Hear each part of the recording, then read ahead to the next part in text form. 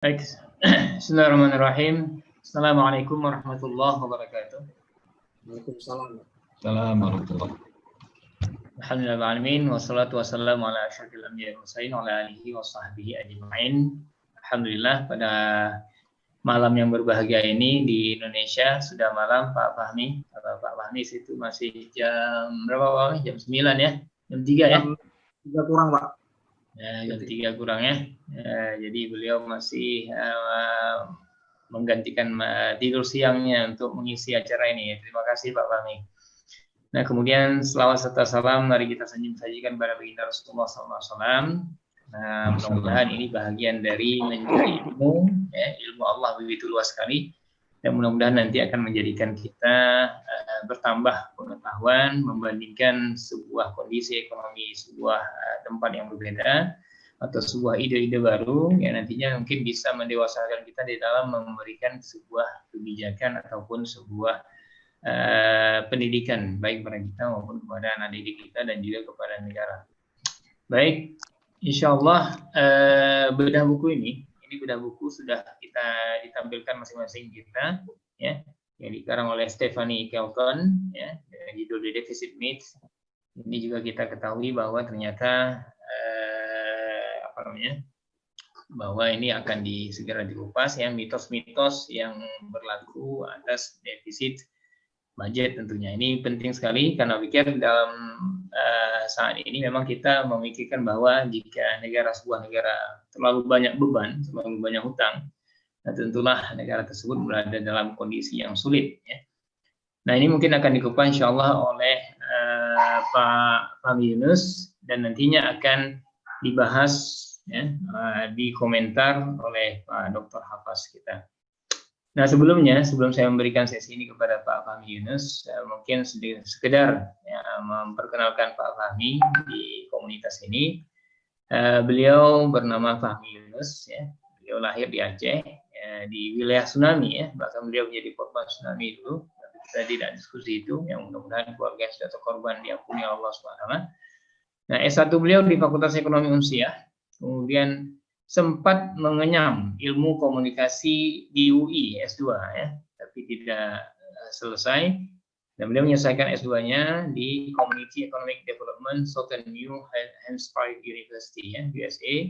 Dan alhamdulillah selesai. Dan sekarang ini beliau sedang S3 insyaallah ya, on the way, on the track insyaallah. Mudah-mudahan ya. Dan insyaallah ini beliau akan mengupas tentang buku ini ya. Jadi mitos-mitos apa saja? Saya ada sekitar 6 mitos yang berkembang ya, mungkin akan dikupas oleh Pak Fahmi. Nah, kemudian kita akan mendengarkan bagaimana kupasan dari Stephanie dan juga kita akan mendengarkan kupasan juga dari beliau sendiri. Nah, nanti akan ditanggapi oleh Pak Hafaz. Baik, untuk membersihkan waktu, terima kasih kepada yang sudah hadir dan juga kepada host Rama di sini dan juga yang sudah hadir tidak saya sebutkan satu persatu. Ya, mudah-mudahan ini bagian dari amal ibadah kita. Kami persilakan Pak Fahmi Yunus untuk menggunakan waktu sekitar 20 sampai 30 menit. Silakan, Pak. Terima kasih Pak Dr. Isra. Alhamdulillah. Assalamualaikum warahmatullahi wabarakatuh.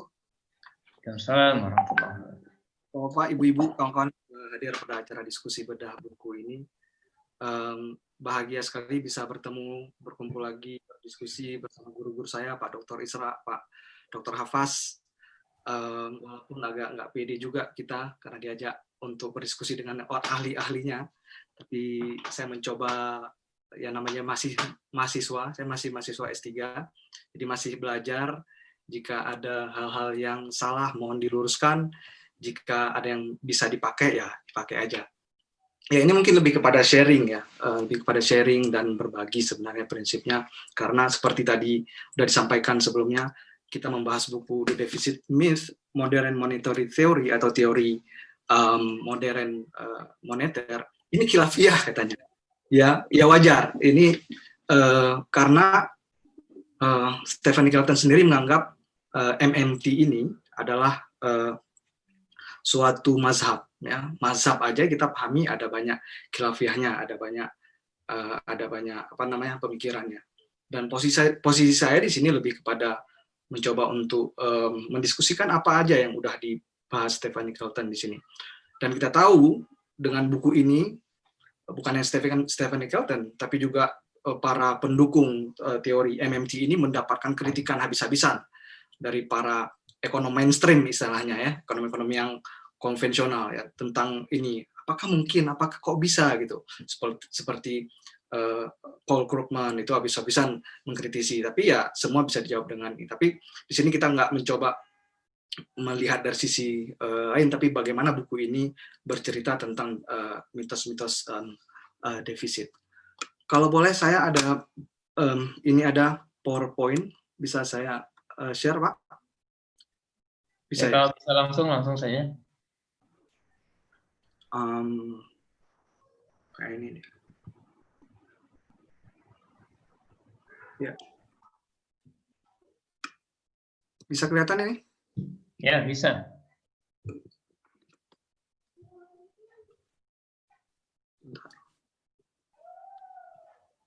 Oke, kelihatan ya Pak ya? Ya, ini sampul bukunya kira-kira. Buku ini berjudul secara lengkapnya The Deficit Myth, Modern Monetary Theory and How to Build a Better Economy. Tapi di versi Amerikanya, saya lihat judulnya di bawahnya agak beda. Modern Monetary Theory and People's Economy kalau nggak salah. Ada sedikit perbedaan judul bukunya. Makanya ada orang bertanya, apakah sama buku versi Inggris ini dengan versi terbitan Amerika? Tapi saya lihat isinya sama ya. Intinya adalah tentang mitos dari tentang defisit yang selama ini berkembang. Jadi begini, Stephanie atau Profesor Kelton lah tepatnya mencoba untuk menggambarkan teori MMT ini seperti kita melihat saat Nicolaus Copernicus saat dia menemukan teori tentang tata surya. Saat itu Copernicus membawa terobosan tentang matahari sebagai pusat tata surya. Padahal sebelumnya, sebelum Copernicus, orang beranggapan bahwa pusat tata surya itu adalah bumi, bukan matahari. Nah, Copernicus membuat revolusi. Ya, tentunya muncul kritik perdebatan dan sebagainya. Nah, inilah yang coba digambarkan oleh Profesor Kelton dalam buku ini bahwa dalam ekonomi moneter kita taxpayer atau para pembayar pajak adalah seperti pusat dari sistem tata surya ilmu moneter itu ya. Karena ada pemahaman bahwa pemerintah nggak punya uang sendiri. Jadi pemerintah itu, pemerintah sentral akan punya uang kalau sudah mendapatkan pajak yang dibayar oleh warga negaranya. Nah, itulah pemahaman yang coba dibongkar oleh Profesor Kelton dalam buku ini. Dan harus dicatat bahwa buku ini, dasar dari buku ini adalah sistem ekonominya Amerika. Ya. Jadi jangan nanti, wah kok kita, nah ini. Jadi kita harus sadar itu dulu bahwa ini adalah dia mengambilkan contohnya bagaimana Central Bank atau Federal Reserve atau Bank Sentralnya Amerika, peranan Bank Sentral Amerika, peranan Kongres nantinya, peranan Presiden dan sebagainya. Mungkin ada perbedaan dengan konteks kita khususnya Indonesia. Jadi dipahami bahwa ini memang konteks Amerika. Walaupun khususnya pada chapter 5 dia juga mengatakan bahwa negara-negara lain memungkinkan untuk menggunakan teori MMT ini seperti yaitu negara-negara yang sudah mempunyai kedaulatan moneternya yang kuat seperti UK, Inggris ya, Australia, Jepang dan juga China. Tapi ada negara-negara lain yang dia sedikit agak, kalau saya lihat di chapter 5 itu agak ragu, mungkin mengatakan bahwa negara-negara negara-negara developing countries itu bisa menerapkan ini ya, masih agak ini. Mungkin risetnya belum sampai ke sana. Oke. Nah, jadi itu. Nah, dalam teori ini menjelaskan bahwa pemerintah federal ya, pemerintah di Amerika adalah pihak yang bisa mengeluarkan dan mencetak uang yang bisa mampu membiayai semua proyek-proyek pembangunan ya. Itu pemerintah yang punya kuasa itu. Jadi uangnya bukan didapat dari pajak. Nah, pajak itu tugasnya untuk apa? Tugas pajak dalam sistem MMT ini adalah sebagai pengendali inflasi saja. Jadi pemerintah nggak perlu, secara kasarnya pemerintah nggak perlu uang rakyat. Sekali lagi, pajak itu bukan untuk spending atau belanja, membayar pembangunan, tapi pemerintahlah yang mendanai semua dari pembangunan. Ini inti dasar dari teori ini. Makanya dia bilang the idea that taxes pay for what the government spends is pure fantasy. Jadi katanya pajak untuk biaya pembangunan itulah fantasi. Ya, berani sekali memang dia menggunakan kata ini adalah fantasi bahwa pajak untuk biaya pembangunan. Enggak. Yang membiayai pembangunan adalah uang yang dicetak oleh pemerintah sendiri. Oke. Tapi sebelumnya kita mau lihat dulu kok berani-berani sih Stephen Eccleston ini mengeluarkan teori seperti itu. Siapa Stephen Eccleston? Nah, Stephen Eccleston adalah profesor atau pengajar di Stony Brook University. Jadi di New York ya. Jadi sebelum dia di Stony Brook University, dia sempat mengajar juga di University Missouri Kansas City, di Missouri Kansas City, UMKC. Nah, di UMKC inilah dia bertemu dengan sesama pendukung atau pionir teori MMT ini, seperti salah satunya Michael Hudson ya. Michael Hudson juga saya ada punya bukunya yang menarik tentang ekonomi atau tentang MMT ini. Jadi yang menarik adalah Stefani bukan hanya seorang akademisi atau orang yang selalu berkutat dengan teori-teori, tapi dia juga adalah pernah menjabat sebagai penasehat ekonomi senior bagi Senator Bernie Sanders. Ya, kita tahu Bernie Sanders ikut mencalonkan diri sebagai calon presiden Amerika di tahun 2020 ini, tapi kemudian dia dikalahkan oleh Joe Biden. Ya, terserah, kita nggak tahu apa di balik itu semua, tapi katanya ya pokoknya Bernie Sanders nggak bisa mencalonkan diri lagi. Joe Biden yang maju mewakili Demokrat, dan Profesor Eccleston sempat menjabat sebagai penasehatnya Bernie Sanders ini. Ia juga pernah menjadi ekonom kepala pada Komite Anggaran Senat di tahun 2015 sampai 2016. Jadi pengalaman akademisinya sangat kuat dan juga didukung dengan pengalaman praktisnya, khususnya berhubungan dengan Partai Demokrat. Oke. Nah, sebelum kita melihat lagi secara lebih jauh, siapa sih yang menggagas teori MMT ini? Dalam buku ini jelaskan bahwa adalah Warren Mosler yang dianggap sebagai bapak atau founding father dari teori ini. Mosler bukanlah seorang ekonom pada dasarnya. Ia adalah semacam investor atau pialang di Wall Street ya. Dan dia juga pengusaha ya. Nah, saat itu ceritanya dia pernah nulis buku ya, kemudian tahun 97 dia ketemu Stephen Eccleston. Saat itu Stephen Eccleston masih mahasiswa PhD, masih kuliah. Dia kasih buku ini, Soft Currency Economics. Awalnya ya di buku ini jelaskan bagaimana uang itu bekerja, bagaimana dia membalikkan pemahaman Mosler ini, membalikkan bahwa selama ini teori tentang uang, tentang defisit, tentang pajak adalah tidak benar. Nah, Stephen Eccleston saat itu ya nggak langsung percayalah, sama seperti kita ya. Masa kok selama ini saya belajar ilmu ekonominya seperti ini gitu loh. Tapi kok ada buku yang seperti ini, kok ada yang mengatakan bahwa pemerintah itu nggak perlu pajak, pemerintah bisa cetak uang, bagaimana dengan inflasi? Dia tidak langsung percaya, tapi kemudian ia mencoba mendalami tentang buku Mosler ini, dan kemudian ia mulai menulis paper, membuat penelitian, dan akhirnya dia termasuk menjadi salah seorang yang mendukung atau pionir dari teori MMT ini.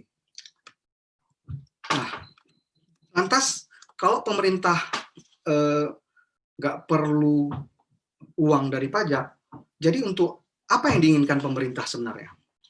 Di sini Mosler menjelaskan bahwa pajak itu ditujukan bukan agar pemerintah dapat uang, tapi agar rakyat mau bekerja. Jadi poinnya itu, pemerintah memberlakukan pajak supaya rakyat atau warganya mau bekerja, mau untuk memproduksi barang-barang atau jasa kepada pemerintah, misalnya ya membangun rumah sakit, jembatan, infrastruktur, dan sebagainya. Jadi intinya adalah supaya orang itu mau bekerja aja, poinnya, bukan untuk dapat uang.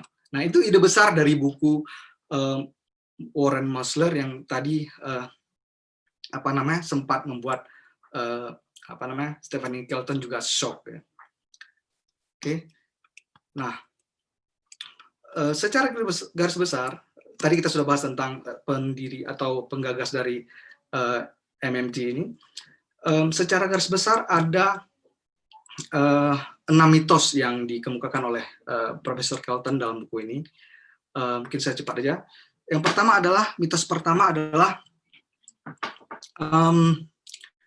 bahwa federal government should budget like a household. Ini katanya mitos, ya. Katanya pemerintah federal itu seperti household. Household itu seperti rumah tangga. Realitasnya nggak seperti itu. Ya. Dalam buku ini menjelaskan bahwa realitasnya pemerintah itu nggak seperti rumah tangga sebenarnya. Ya. Kenapa? Karena pemerintah bisa atau mampu mengeluarkan atau membuat mata uang atau ya create printing money istilahnya ya, secara mudahnya printing money. Kita kan selama ini belajar ekonomi makro kan selalu seperti itu. Pemerintah itu sama dengan rumah tangga ya. Saat rumah tangga habis uangnya, ya udah berhutang ya. Selama ini teori konvensional, teori mainstream kata Kelton, pemerintah dianggap ya seperti itu, bahwa pemerintah saat uangnya sudah habis, defisit, kemudian pinjam uang, berhutang. Padahal enggak, pemerintah bisa cetak loh di sini. Nah, ini yang membuat katanya dalam mitos pertama itu bahwa tidak seperti rumah tangga, pemerintah federal bisa mengeluarkan currency atau bisa mencetak atau printing money. Ini poinnya.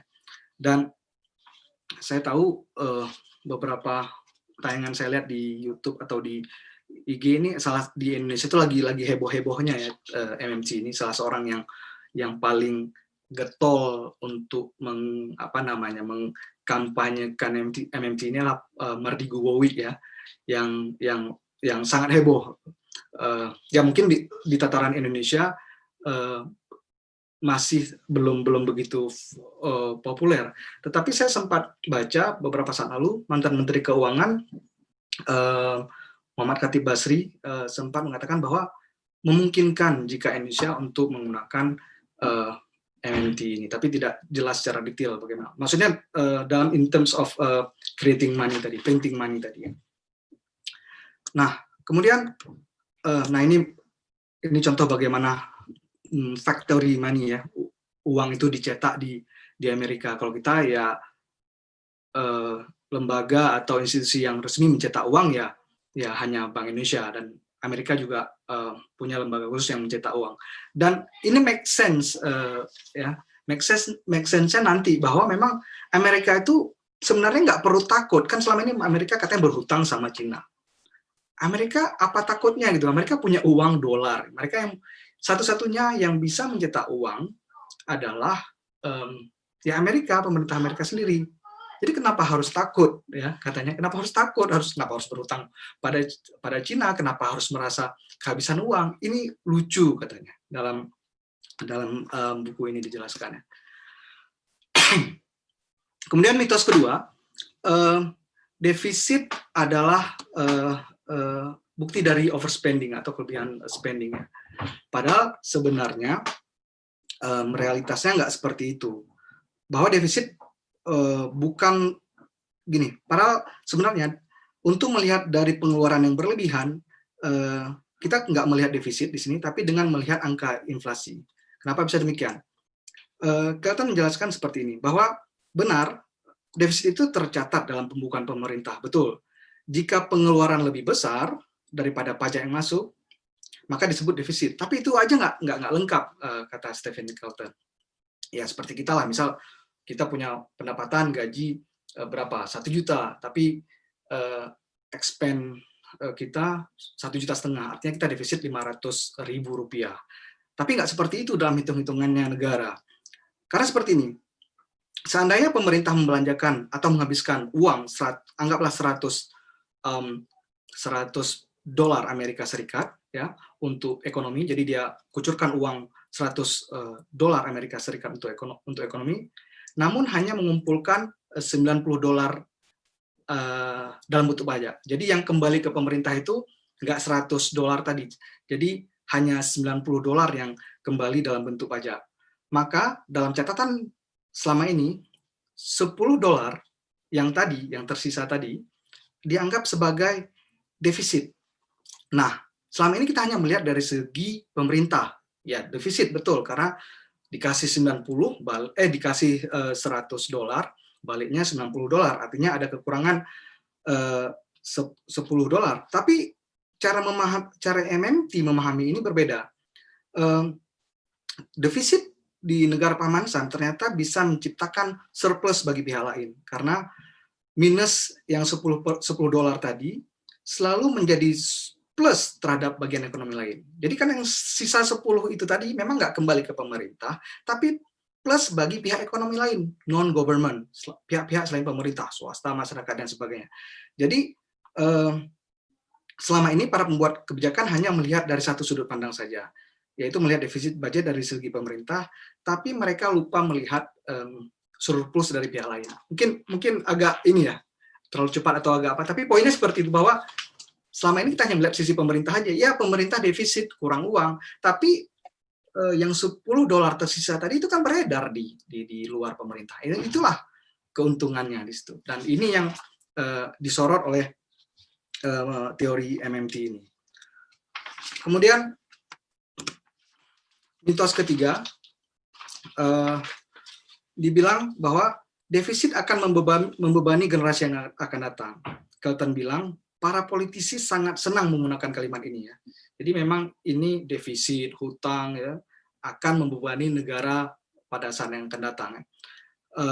Bahwa sebenarnya dengan tingginya defisit akan menjadi beban dan akan diwariskan kepada anak cucu kita nantinya. Ya, salah seorang yang paling senang menggunakan kalimat mitos ini adalah mantan Presiden Ronald Reagan. Ya, memang secara secara retorika ini sangat kuat ya kekuatannya, tapi tidak kuat jika dilihat dari sisi logika ekonomi. Kemudian Kelton menjelaskan bahwa sejarah membuktikan di Amerika ya, pada periode setelah Perang Dunia Kedua, rasio nasional hutang terhadap GDP atau Gross Domestic Product mencapai angka tertinggi yaitu sebesar 120%. Ya. Namun pada periode yang bersamaan, golongan kaum menengah Amerika atau middle class di Amerika mulai terbentuk. Jadi tahun 40-an itu, walaupun rasio nasional hutang itu mencapai 120%, ya dalam catatan tadi kita anggap defisit, tapi ternyata saat itu golongan kaum menengah mulai terbentuk, pendapatan rata-rata keluarga makin meningkat, dan generasi selanjutnya atau anak cucu mereka menikmati standar hidup yang lebih baik, ya, nggak lebih miskin. Anak cucu mereka itu siapa? Ya, yang ya sekarang mungkin ya, era tahun 90, 20. Jadi karena ini kan dia hitungannya dari tahun pasca Perang Dunia Kedua, tahun 40-an. Dan sekarang justru Amerika lebih bagus. Nah, ini bukti bahwa walaupun mencapai 120% tadi, bahwa defisit itu tidak apa-apa, karena itu tadi hitung-hitungannya bahwa ada uang yang sisa itu dianggap defisit itu beredar di luar pemerintahan. Nah, kemudian, ini menarik juga dalam MMT ini justru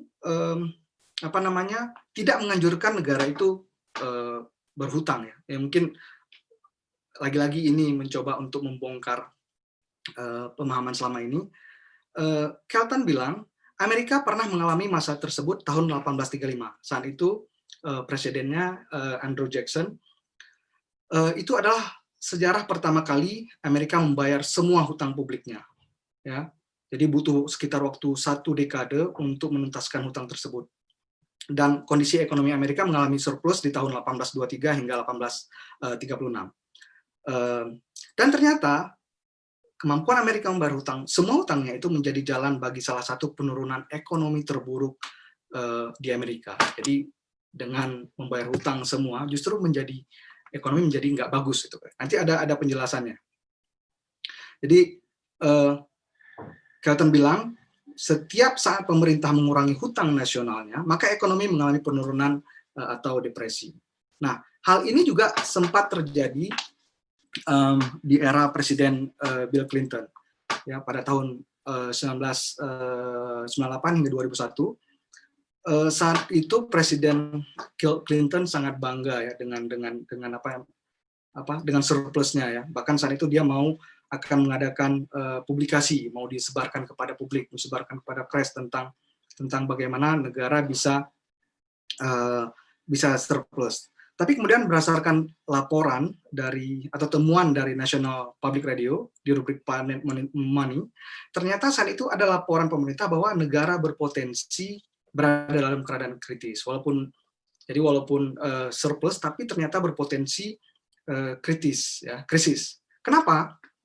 Pada laporan tersebut dijelaskan, ada laporan di sini saya coba lampirkan juga laporannya, Life After Death judulnya.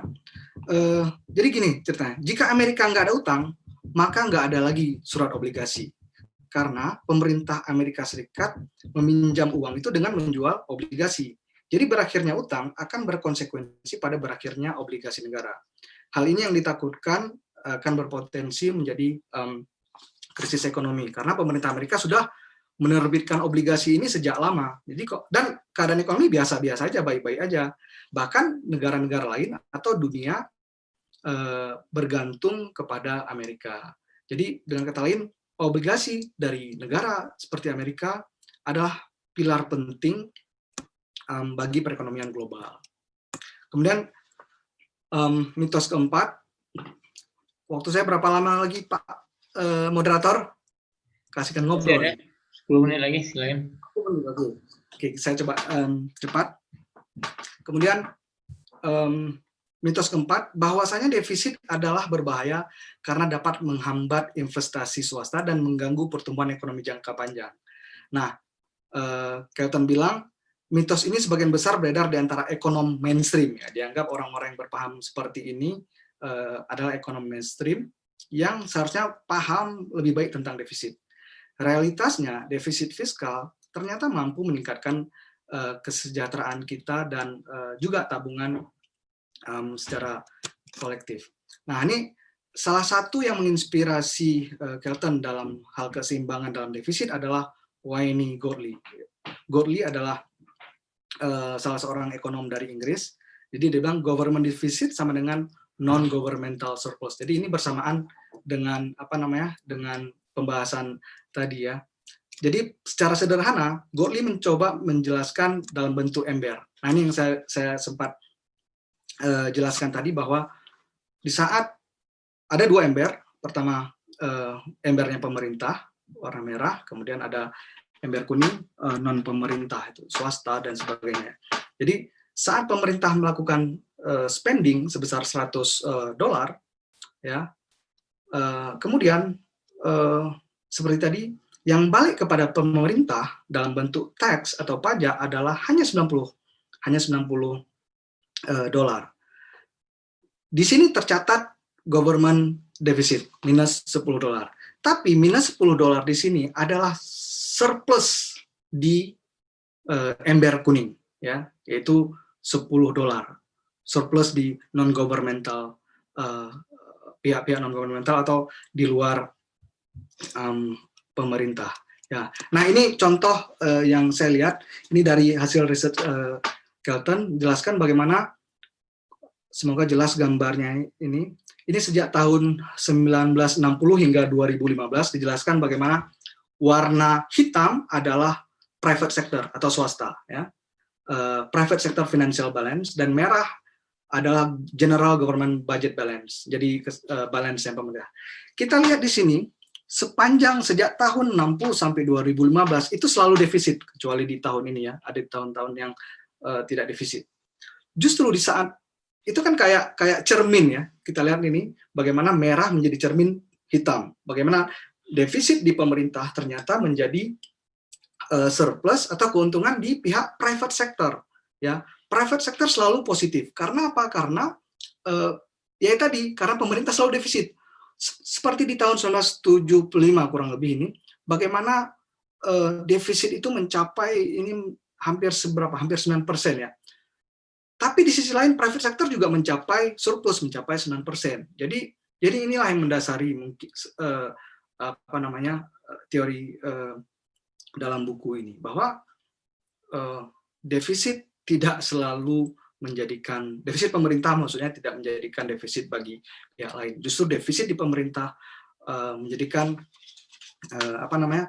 surplus bagi pihak yang lain atau non governmental.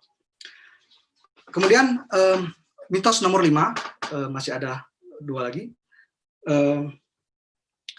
bahwa defisit menjadikan Amerika Serikat bergantung pada pihak asing. Nah, ini seperti tadi katanya bergantung pada Cina ya. Nah, mitos ini membuat kita percaya bahwa negara seperti Cina dan Jepang mempunyai pengaruh yang besar terhadap Amerika karena Amerika banyak berhutang kepada negara-negara tersebut. Kita tahu Amerika memang banyak berhutang pada Cina atau Jepang. Tapi bagi Kelton, ini adalah fiksi yang diciptakan oleh politisi ya. Ini ngomongnya udah ini ya. Ini adalah fiksi yang diciptakan oleh politisi, baik secara sengaja atau tidak, dengan alasan untuk mengabaikan program sosial yang membutuhkan dana yang sangat besar. Jadi dia nggak percaya bahwa Amerika itu tergantung kepada mata uang lain, karena Amerika punya, ya seperti tadi, bisa mengeluarkan mata uang sendiri. Tadi awal saya sudah jelaskan. Lantas bagaimana dengan negara-negara lain? Oke lah, Amerika negara yang superpower, negara yang punya, negara adidaya, negara yang sangat negara kaya, bisa aja menerapkan MMT karena dolarnya itu dipakai oleh negara-negara lain. Ya sejak Bretton Woods ya, kita tahu, kemudian sejak tahun 1971. Tapi kemudian bagaimana negara-negara lain seperti negara kita, bagaimana? Apakah kita bisa atau enggak menerapkan MMT ini secara penuh? Ini mungkin bisa menjadi perdebatan yang menarik. Dalam chapter 5 dijelaskan bahwa Kelton tidak secara tegas, memang dia tidak menyebutkan khusus Indonesia, tapi dia menyebutkan negara-negara lain ya, seperti negara-negara developing countries lain seperti Argentina ya, Turki yang mungkin memiliki samaan dengan Indonesia. Negara-negara ini seperti kita Indonesia mempunyai ketergantungan terhadap dolar. Nah, syarat dari MMT ini adalah kedaulatan moneter atau monetary sovereignty. Oke, jadi keadaan moneternya itu harus berdaulat. Ya seperti Amerika lah, berdaulat, sangat kuat, tidak bergantung kepada apapun. Nah, kembali ke tadi, ada banyak orang di Indonesia yang pengen menerapkan MMT ini ya. Kita masih debatable juga bagaimana sebaiknya. Tapi memang saran dari buku ini bahwa negara itu harus memiliki kedaulatan moneter yang kuat dulu, baru bisa menerapkan teori ini secara penuh ya. Di bab 5 ini juga Kelton mengkritisi lembaga-lembaga yang dianggap berkontribusi besar terhadap keuangan internasional seperti IMF, WTO, dan World Bank. Kelton mengkritisi lembaga-lembaga tersebut cenderung merekomendasikan paket-paket keuangan bagi negara yang sedang diterpa krisis ekonomi, seperti pemotongan secara drastis belanja pemerintah, penghematan besar-besaran, atau kebijakan uang ketat lainnya, ya, atau juga dengan memperlakukan suku bunga yang tinggi agar mata uangnya bisa kembali pulih. Nah, lembaga ini juga menawarkan agar negara-negara yang sedang berkembang itu mengacu mata uangnya kepada yang lebih kuat seperti euro, dolar, dan sebagainya. Jadi ini yang membuat negara-negara seperti kita mungkin jadi agak nggak berani ya untuk menuju kedaulatan moneter tadi, karena atas perintah mungkin atau didikte oleh lembaga-lembaga ini mengatakan bahwa kalian harus mengacu pada mata uang seperti dolar, itu seperti Indonesia kan mengacunya pada dolar. Gitu. Jadi ini yang mungkin yang membuat ini menjadi kritik Kelton bahwa lembaga ini cenderung menganjurkan negara-negara mengacu pada mata uang kuat seperti ini. Dan ini adalah upaya melemahkan atau meninggalkan upaya-upaya negara berkembang untuk menegakkan kedaulatan mata uangnya, itu kata Kelton. Kemudian yang keenam, ini mitos yang terakhir, hak masyarakat seperti keamanan nasional, jaminan kesehatan, bantuan obat-obatan dianggap dapat memicu atau mendorong kepada krisis fiskal dalam jangka waktu yang panjang. Dan ini menurut Kelton adalah pola pikir yang salah ya menurutnya. Karena nggak ada alasan yang baik untuk memotong manfaat jaminan sosial ya, seperti atau juga seperti jaminan kesehatan, pendidikan dan sebagainya. Dia nggak sepakat dengan itu. Karena dijelaskan juga bahwa Kongres Amerika itu saat memutuskan, saat ngomong tentang oke, kita butuh dana untuk jaminan sosial, jaminan kesehatan dan sebagainya, itu perdebatannya panjang. Tapi saat diajukan dana untuk bailout atau dana untuk pertahanan, untuk defense, itu nggak ada pertanyaan, langsung diloloskan. Nah ini kritik Kelton bahwa kenapa untuk uang, menghabiskan uang untuk perang, itu kapan aja diminta selalu ada. Buktinya kita lihat bagaimana Amerika menghabiskan uang yang sangat banyak untuk perang-perang ya, di Timur Tengah, di Afrika dan sebagainya. Itu tanpa pertanyaan tanpa perdebatan langsung diluluskan. Tapi kenapa untuk hal yang berkaitan dengan social security itu, masalah jaminan kesehatan dan sebagainya, itu susah sekali dapat uangnya ya. Dan ini juga diakui oleh Alan Greenspan ya. Saat itu ada cerita menarik pada tahun 2005. Saat itu Paul Ryan, dia seorang anggota Kongres, dia ngotot ingin melakukan privatisasi program pensiun. Jadi dia pengen program pensiun itu dilakukan secara privatisasi. Saat itu Ryan bertanya kepada Greenspan ya, Alan Greenspan. Alan Greenspan ini kita tahu legendanya ekonom atau gubernur bank sentralnya Amerika ya. Apakah ia setuju bahwa jaminan sosial sedang mengalami masalah finansial dan dengan melakukan privatisasi dapat mengatasi krisis tersebut? Jadi Greenspan ditanyai apakah betul ada krisis dalam masalah jaminan sosial. Dan ternyata Greenspan dengan lantang menentang Ryan ya.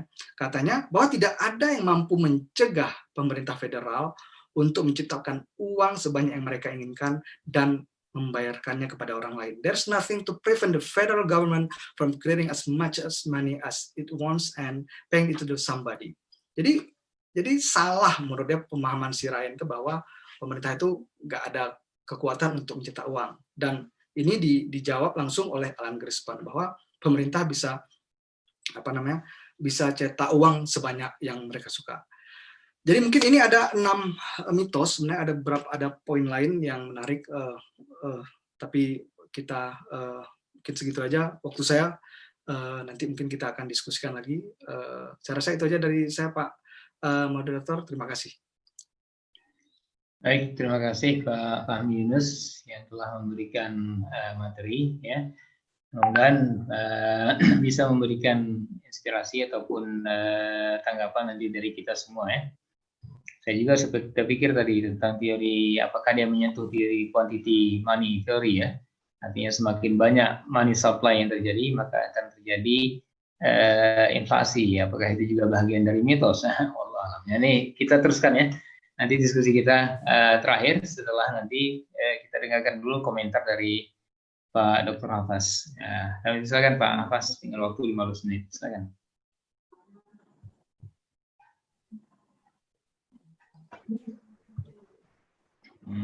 Baik, terima kasih. Saya mau share screen juga. Ini ada beberapa slide yang ingin saya tampilkan.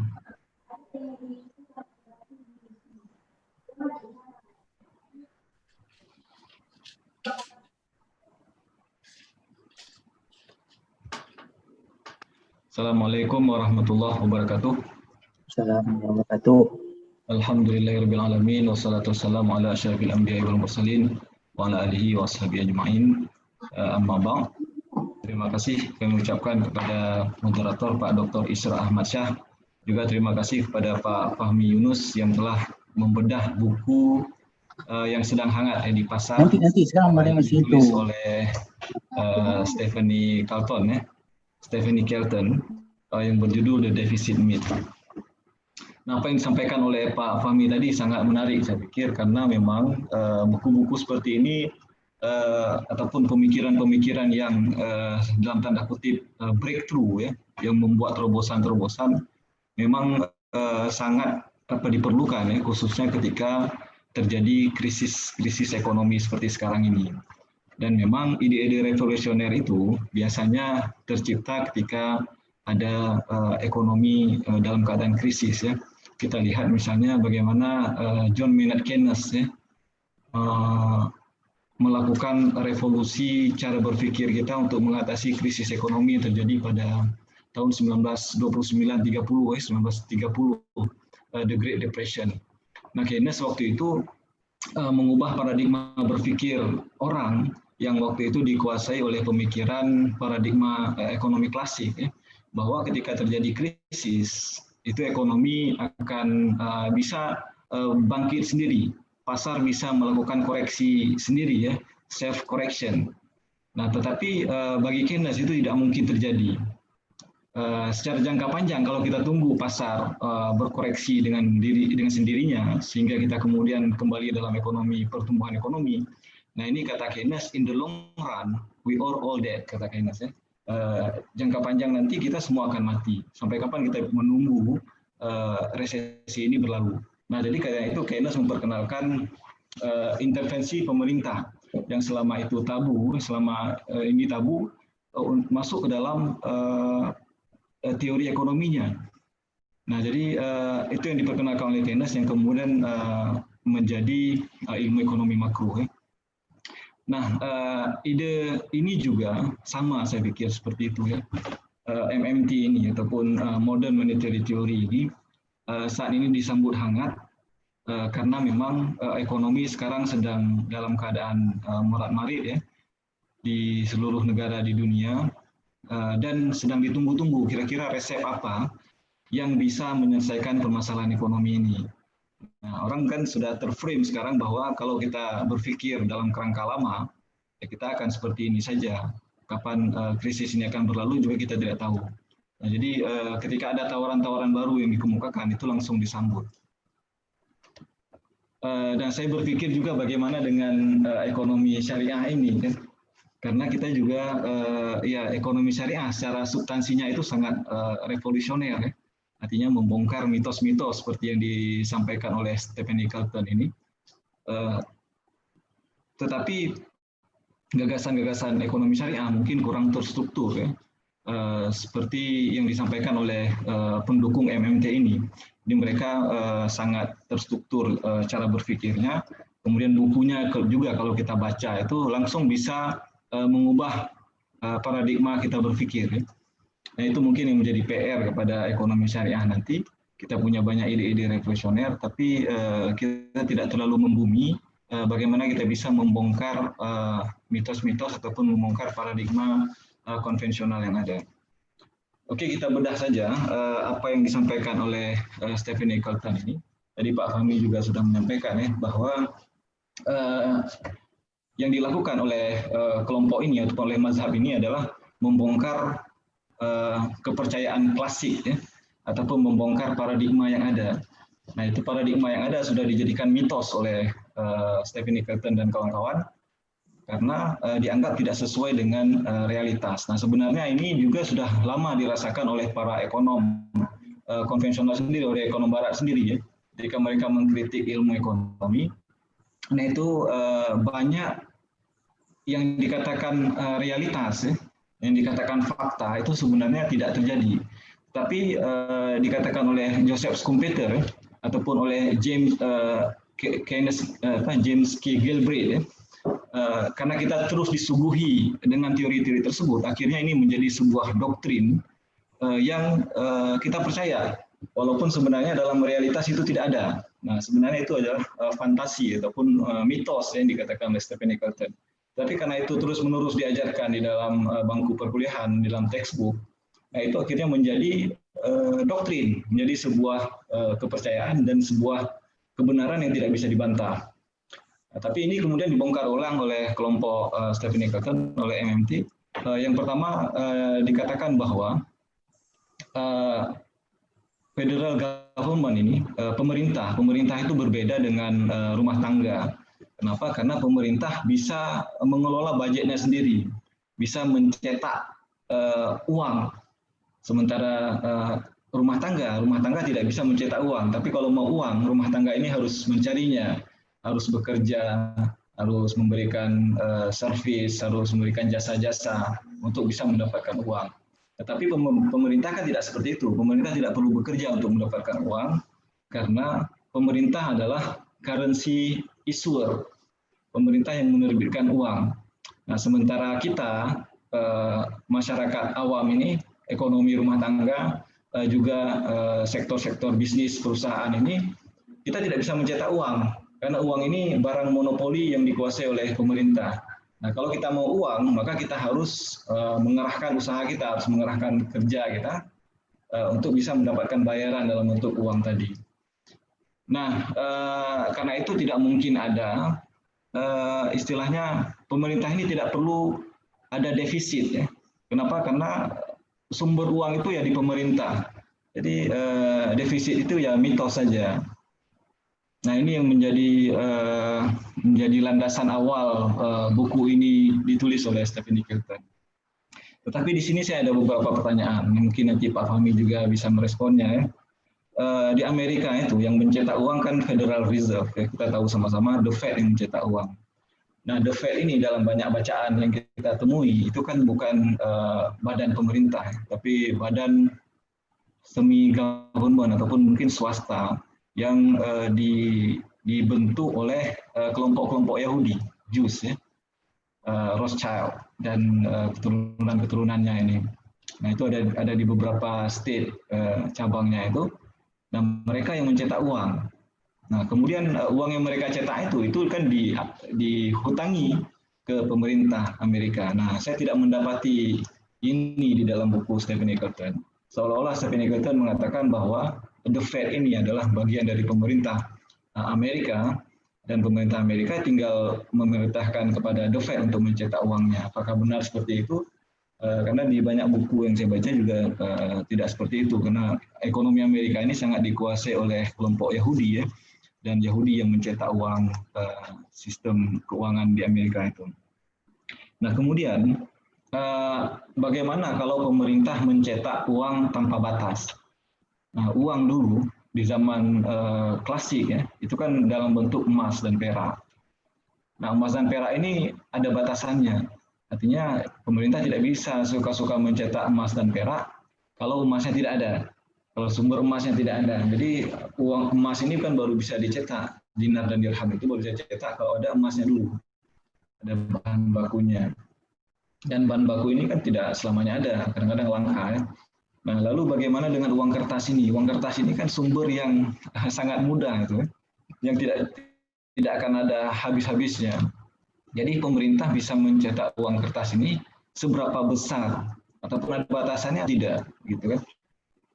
Nah, apalagi uang Amerika ini yang dimana digunakan oleh seluruh negara di dunia. Nah, tentu kalau mereka mencetak itu, maka Amerika menjadi negara yang bisa membeli dunia dengan berapa harga pun. Jadi sumber daya alam yang ada di dunia ini, segala perusahaan yang ada di dunia ini dengan sangat mudah bisa dibeli oleh Amerika karena membayarnya kan dengan dolar, dan dolar itu bisa dicetak sebanyak-banyaknya. Nah, kemudian sebenarnya uang ini, konsep uang itu kan IOU ya, IOU, artinya saya berhutang dengan Anda. Nah, uang ini kan kertas uang tadi itu adalah bukti bahwa pemerintah itu berhutang dengan kita. Nah, konsepnya kan itu seperti itu kan ide awalnya. Bahwa dulu kan uang dicetak dengan emas. Nah, tapi kemudian karena tidak lagi dicetak dengan emas, nah, dikeluarkanlah uang kertas sebagai bukti bahwa pemerintah sebenarnya berhutang emas dengan kita, dengan masyarakat penerima uang kertas tadi, IOU. OU-nya ini saya berhutang pada Anda, emas yang tidak saya berikan kepada Anda, tapi saya berikan kertas saja, sejumlah nilai kertas. Nah, konsep ini juga sepertinya tidak dibahas oleh Stephanie Kelton. Ya, bagaimana sebenarnya konsep uang dalam pandangan kelompok MMT ini? Itu mungkin Pak Fahmi ada bacaan-bacaan lebih lanjut ya, nanti bisa dijelaskan. Nah, kemudian ya inflasi. Nah, inflasi ini menurut Stephanie Kelton, mitosnya adalah bahwa defisit ini itu akan menyebabkan overspending. Ya. Defisit ini karena overspending, artinya pemerintah terlalu banyak mengeluarkan uang. Nah, itu akan menyebabkan inflasi. Nah, tapi sebenarnya realitasnya adalah untuk melihat overspending ini kita melihat inflasi. Artinya ketika inflasi itu terjadi, maka itu sudah terjadi overspending, ya. Overspending dalam pengeluaran uang ataupun pencetakan uang tadi. Nah, bagi kelompok ini, inflasi itu disebabkan oleh faktor-faktor permintaan, demand pull inflation. Ya. Ketika misalnya terjadi permintaan meningkat, ya, dari rumah tangga meningkat permintaan tingkat konsumsinya, kemudian bisnisnya juga terjadi peningkatan permintaan. Nah, peningkatan permintaan ini akhirnya ketika uang yang beredar itu lebih sedikit daripada barang yang beredar, maka terjadilah inflasi. Nah, itu disetujui oleh kelompok MMT ini ataupun oleh Stephanie Kelton, ya. Nah, akan tetapi ketika terjadi resesi, sebenarnya ini hampir sama rumusnya dengan ekonomi Keynes, ya. Ketika terjadi resesi, pemerintah seharusnya itu melakukan overspending. Pemerintah seharusnya menjelontorkan uangnya secara besar-besaran untuk memproduktifkan kembali orang-orang yang tidak bekerja, untuk memproduktifkan kembali mesin-mesin produksi yang selama ini nganggur ketika terjadi resesi. Nah, untuk produktifkan itu kan perlu uang.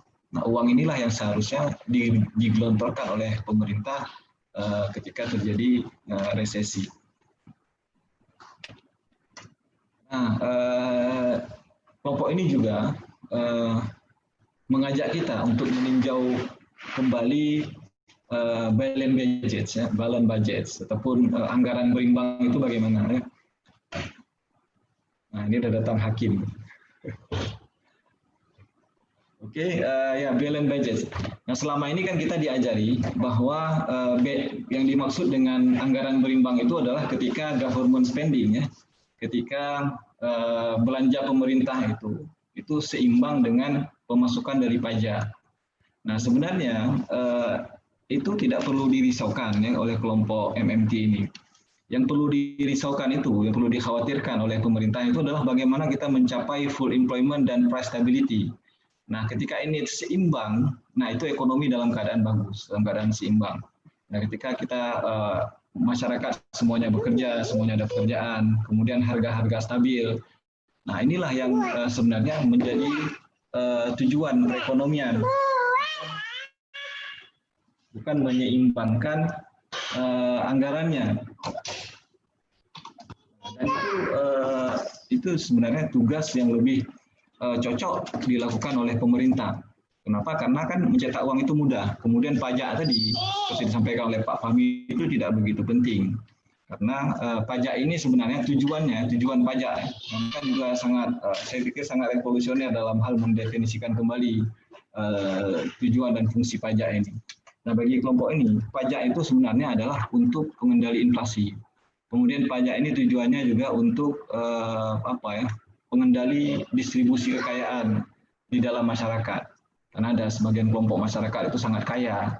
Nah, kalau tidak kita kekang dengan pajak, mereka akan terus kaya. Nah, jadi pajak ini untuk menarik kembali kekayaan di segelintir orang itu masuk ke rekening pemerintah. Kemudian pajak juga yang ketiga ini berfungsi sebagai hukuman kepada orang-orang yang yang mengganggu kepentingan publik. Nah, ini sangat menarik bagi saya. Contohnya apa? Contohnya orang-orang yang merokok. Nah, orang-orang merokok ini kan dibolehkan merokok. Nah, tetapi mengganggu kepentingan publik. Nah, karena itu harus dikenakan pajak yang tinggi supaya tidak merokok lagi. Nah, begitu dicontohkan, ya. Kemudian minum-minuman keras. Nah, mereka kan boleh, tapi kita tidak boleh, ya. Nah, pajak itu ya untuk mengontrol perilaku spending yang dianggap mengganggu kepentingan publik. Nah, jadi kalau kita lihat dua neraca ini, sebenarnya tugas pemerintah itu bukan yang di pertama ini, bukan di government spending dengan tax ini, tapi bagaimana kita dapat keseimbangan dalam full employment dan dalam price stability. Jadi budget government itu, anggaran pemerintah itu diarahkan ke sini, diarahkan ke bagaimana kita bisa dapat terciptanya tujuan ekonomi makro, yaitu tingkat pengangguran tidak ada, kemudian harga-harga barang stabil. Nah, yang terakhir ini saya pikir konsep apa ini, ember kata Pak Fahmi tadi ya. Nah ini sangat menarik karena dianalogikan dengan ember ini. Nah jadi kita ada dua ember di sini ya. Ember yang pertama itu anggaran dari pemerintah, government budget ya. Kemudian yang ember yang kedua itu adalah kantong-kantong yang dimiliki oleh ekonomi rumah tangga, oleh private business ya, oleh selain pemerintah. Nah sebenarnya duit itu kan berasal dari pemerintah. Nah ketika pemerintah mencetak uangnya, kemudian mengeluarkannya, spending ya, nah itu kemana larinya? Itu larinya ke ember yang kedua. Ember yang kedua ini dimiliki oleh perusahaan swasta, oleh kita sebagai pekerja ya, rumah tangga. Nah, jadi apa yang dikeluarkan pemerintah itu lari ke kita. Nah, kita ini kan bagian dari perekonomian juga. Nah, kemudian kita juga ya sebagiannya kita simpan untuk spending kita. Nah, sebagian lain kan ditarik ke pemerintah dalam bentuk tax ya, dalam bentuk pajak. Nah, kalau dalam pemerintahan Islam selain pajak kita kan harus membayar zakat juga. Kemudian sebagiannya kita habiskan untuk membayar infak ya. Kemudian sedekah, kemudian wakaf. Nah ini uang ini akan kembali berputar ke sana. Jadi sebenarnya tidak ada uang di dalam perekonomian ini yang tidak, maksudnya yang idle ya, yang tidak tahu kemana kantongnya. Uang ini pasti memasuki dua kantong. Kalau tidak masuk ke kantong pemerintah, maka uang ini akan masuk ke kantong swasta. Swasta ini ekonomi rumah tangga, perusahaan-perusahaan. Nah, jadi government deficit itu sama dengan non-government surplus. Ya. Kalau pemerintah defisit, maka sebenarnya bagus itu. Kenapa? Karena non-government surplus. Nah, di sektor yang lain sedang surplus. Nah, di masyarakatnya sedang surplus. Jadi kalau perlu uang lagi ya government tinggal cetak lagi. Nah tapi itu menjadi pertanyaan bagi saya juga, ada tidak batasannya? Ataupun ini berlaku secara organik saja, ya ketika dirasakan uang kurang langsung dicetak, ataupun bagaimana sebenarnya? Apalagi kan konsep uang sekarang sudah berubah.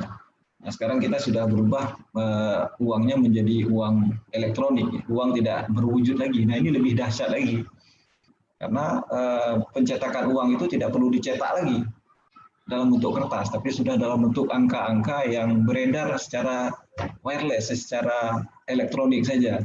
Tinggal tekan berapa uang kita mau keluarkan, berapa jumlahnya di sistem elektroniknya itu.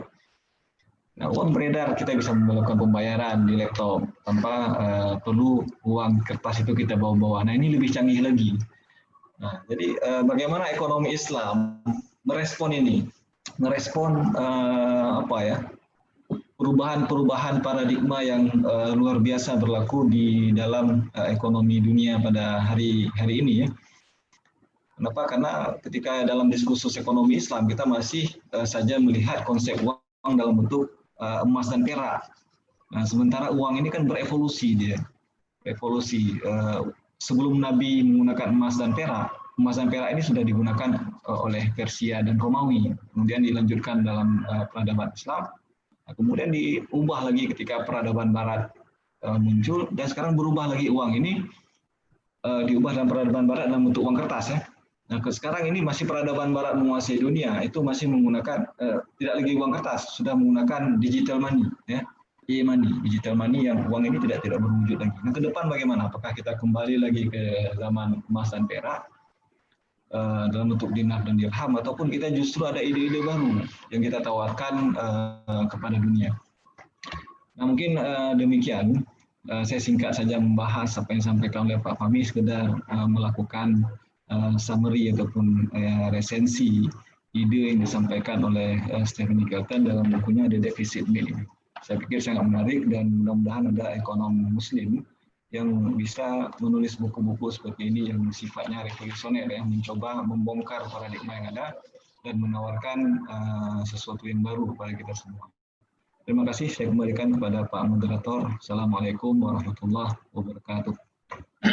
Waalaikumsalam warahmatullahi wabarakatuh. Saya pikir dengan tambahan dari Pak Hafaz semakin memperjelas ya tentang buku Deficit Myth ini ya, tentang teori-teori MMT, dan juga bahkan Pak Hafaz juga menyentuh sedikit-sedikitnya tentang tantangan kepada ekonomi syariah tentunya ke depan. Nah, ini Pak Fahmi dan Pak Hafaz, sebenarnya di chatting sudah banyak pertanyaan ini ya. Ada baiknya mungkin saya bacakan saja ya beberapa yang ini, nanti dijawab bagaimana cara memanagenya, karena kalau dijawab satu-satu mungkin banyak sekali waktu kita tersita ya. Baik, mungkin karena ini pertanyaan, tapi nanti bisa silahkan yang ingin secara verbal langsung ya, bisa memberikan signal ke saya, nanti bisa kita berikan izinnya. Nah, ini yang pertama kalau kita lihat dari pertanyaan Pak Yudian Syah Saleh, ya tidak dikhususkan ke Pak Hafaz atau Pak Fahmi, silakan nanti yang ingin menanggapinya. Sedalam apa defisit itu tidak mengganggu perekonomian sebuah negara? Apakah peran negara menjadi tidak penting dengan adanya MMT? Nah, atas siapa kemudian yang sangat bertanggung jawab dalam menjaga atau mendukung kepentingan publik ya, kesehatan, pendidikan, bahkan tadi ada disentuh tentang juga public welfare ya.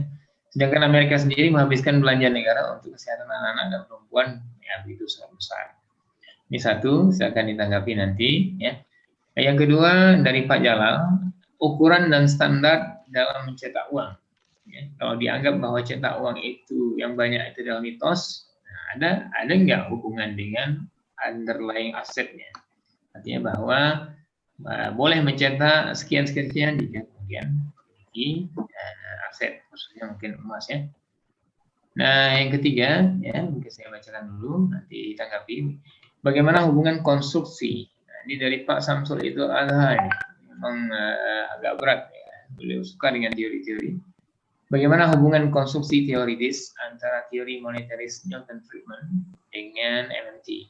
Nah, apakah Milton secara implisit juga berpedoman pada asumsi-asumsi dalam teori monetaris Friedman dalam pengembangan teori MMT yang dalam konteks sistem moneter Amerika Serikat atau bagaimana?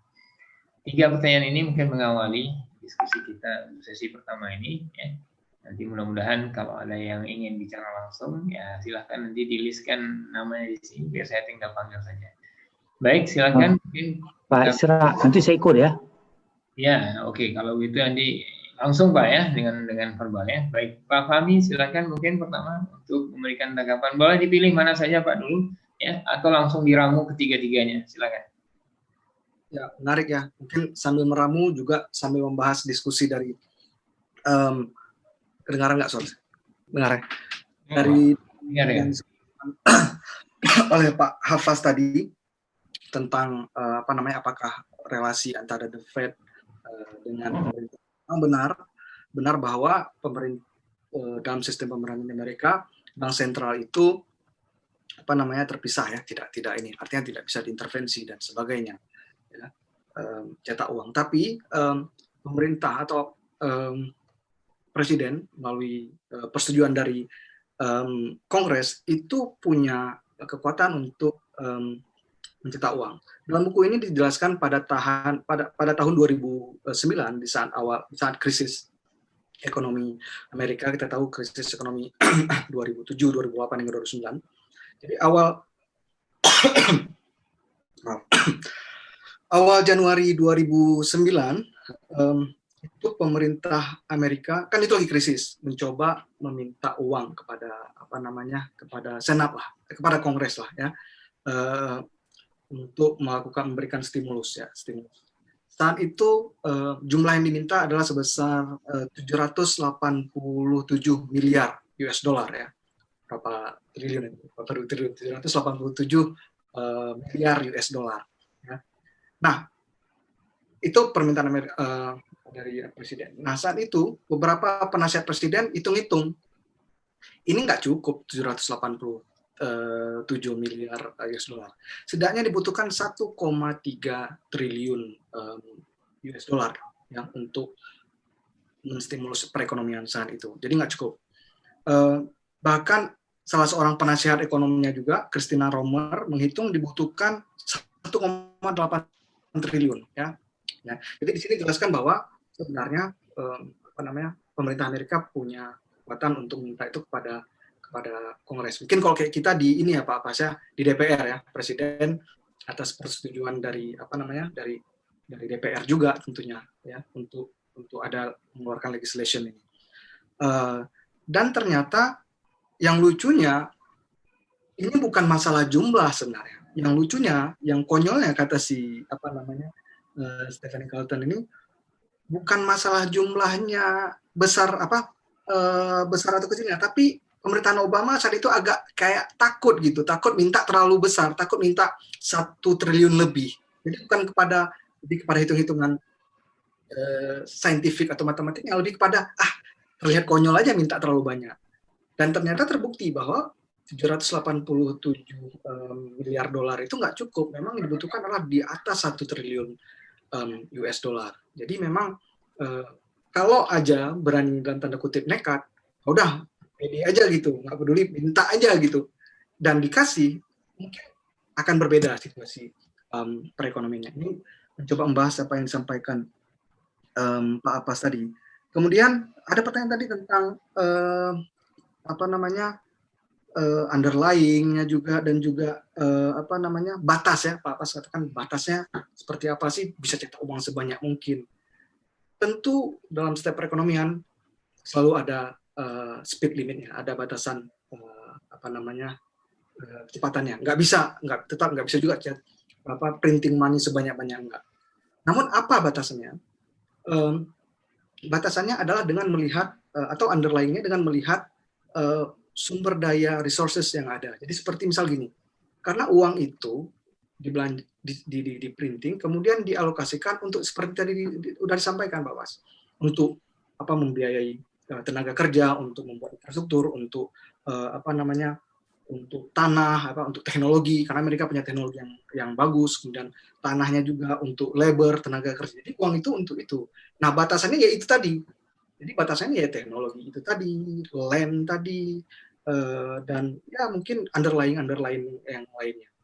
Jadi bukan berarti walaupun pemerintah punya kekuasaan untuk mencetak uang, tapi tidak ada batasannya, enggak, tetap ada batasannya. Tapi batasannya yaitu tadi, ya, underlying-nya. Kemudian juga ada pertanyaan, saya coba ada tadi dari Pak Samsul ya, tentang Milton Friedman. Memang secara tidak detail dijelaskan tentang bagaimana, tapi pada halaman 48 ini ada dijelaskan sedikit tentang bagaimana pendapatnya Milton Friedman terhadap MMT ini. Dijelaskan bahwa Friedman pernah bilang bahwa terlalu banyak uang adalah menyebabkan inflasi itu menjadi tinggi dan menjadi membahayakan. Nah, lebih kepada pada tataran itu, tidak secara detail di buku ini menjelaskan bagaimana pendapat Friedman coba dikemukakan di sini. Nah, kemudian jadi tadi ada juga tentang bagaimana, saya catat tadi, apakah peran negara menjadi tidak penting. Justru di sini dalam MMT ini peran negara itu menjadi sangat-sangat penting, ya, sangat berkuasa. Ya seperti tadi lah, negara itu bisa berkuasa penuh, bisa mencetak uang, bisa memberikan stimulus ekonomi dan sebagainya. Jadi sangat besar peranannya. Mungkin itu yang dapat saya sampaikan dulu. Silakan, mungkin Pak Apas mau menambahkan. Oleh Pak Apas menambahkan, ini Pak Gito pun sudah menampakkan sangernya ini, membuat Pak Fahmi makin menyantap ya sangernya. Membuat Pak Fahmi rindu pulang ke Aceh. Oke, baik. Ya, wah, mantap tuh Pak Gito. Ini kayaknya bukan di rumah nih. Oke, assalamualaikum ya Pak Gito, selamat berjoin, selamat bergabung ya. Nah, terima kasih kepada teman-teman tadi pertanyaan yang luar biasa dan sudah ditanggapi juga oleh Pak Fahmi ya. Nah, peran negara di sini saya juga ketika membaca ini mendapat kayaknya MMT ini peran negara itu sangat penting ya di dalam konsep MMT ini, karena mereka sebenarnya mencoba membongkar paradigma klasik. Jadi apa yang ada di klasik itu, kalau dikatakan di dalam klasik itu bahwa yang penting itu market ya. Market mekanisme ataupun pasar itu yang menjadi seharusnya menjadi dominan dan berhegemoni di dalam perekonomian. Nah, justru di sini negara itu yang memegang peranan penting. Kenapa? Karena banyak mitos-mitos yang selama ini terjadi itu ada pada dimensi ekonomi negaranya. Nah, tapi di sini di MMT ini sektor negara, sektor pasar itu didudukkan dengan sempurna. Jadi kita melihat ada sebuah keseimbangan antara sektor negara dan sektor pasar. Nah, ini yang menarik ya, karena sebelumnya kalau di kapitalisme itu kan pasarnya yang lebih dominan ketimbang negaranya. Nah, sementara di sosialisme itu negaranya yang lebih dominan ketimbang pasarnya. Nah, di MMT ini kedua-duanya itu seimbang. Ya, seperti saya sampaikan tadi itu bahwa apa yang di sektor pemerintahan, ketika pemerintahan itu melakukan spending, nah itu menjadi income kepada sektor swasta, pada marketnya. Nah, apa yang dispendingkan oleh swasta, nah itu sebenarnya juga nanti akan mengalir ke sektor pemerintahannya. Nah, jadi ini sangat menarik karena bisa mengcapture kedua-dua dimensi ini dengan baik. Ya. Nah, kemudian ya mencetak uang, underlying aset ini sudah lama ditinggalkan dalam proses pencetakan uang. Ketika fiat money ini berkembang, ya. Nah, jadi ada perubahan konsep sistem uang zaman klasik dengan sekarang. Nah, kalau dulu uang itu kan dalam bentuk komoditas, emas dan perak. Nah, jadi sangat melekat dengan underlying asetnya. Nilai uang itu yang mengikuti nilai komoditasnya. Berapa dinar dan dirham itu kan mata uang emas itu mengikuti nilai emasnya. Nah, jadi seharga itu sama dengan nilai komoditasnya. Nah, kemudian ini berubah ketika emas itu dijadikan underlying aset saja dalam pencetakan uang kertas ataupun fiat money. Nah, fiat money ini dicetak ketika dalam tahap awalnya itu senilai reserve emas yang dimiliki oleh sebuah pemerintahan. Nah, seberapa ada reserve emas kita itu dijadikan underlying aset untuk mencetak uang dalam bentuk uang kertas, fiat money ya. Nah, kemudian ini ditinggalkan. Kenapa? Karena ternyata apa yang kita butuhkan itu tidak bisa selalu seimbang dengan underlying asset. Jadi kadang-kadang kita membutuhkan uang yang lebih banyak, sementara underlying asset kita sedikit. Nah, itu bagaimana? Jadi tidak ada speed limitnya ini yang disampaikan oleh Pak Fahmi itu. Seolah-olah di sini tidak ada lagi Pak Fahmi. Ya, jadi memang Stephanie Kelton itu menyampaikan ada speed limitnya ya. Nah, jadi speed limit dalam bentuk underlying asset itu sudah ditinggalkan di dalam konsep uang kertas ataupun uang digital yang sudah berubah pada hari ini. Nah, tapi ada speed limit dalam bentuk lain. Nah, ini tadi juga Pak Hamid sudah sampaikan ya. Nah, speed limit yang disampaikan oleh Stephanie Kelton itu adalah dalam bentuk produktivitas. Nah, jadi yang membatasi uang ini terus dicetak adalah produktivitas masyarakat. Artinya kalau uang terus dicetak oleh pemerintah, tapi tidak ada peningkatan produktivitasnya, nah ini yang akan menyebabkan terjadinya inflasi. Nah, jadi uang ini dicetak berbarengan dengan kemampuan kita melakukan kerja-kerja, karena uang kan bayaran kepada kerja.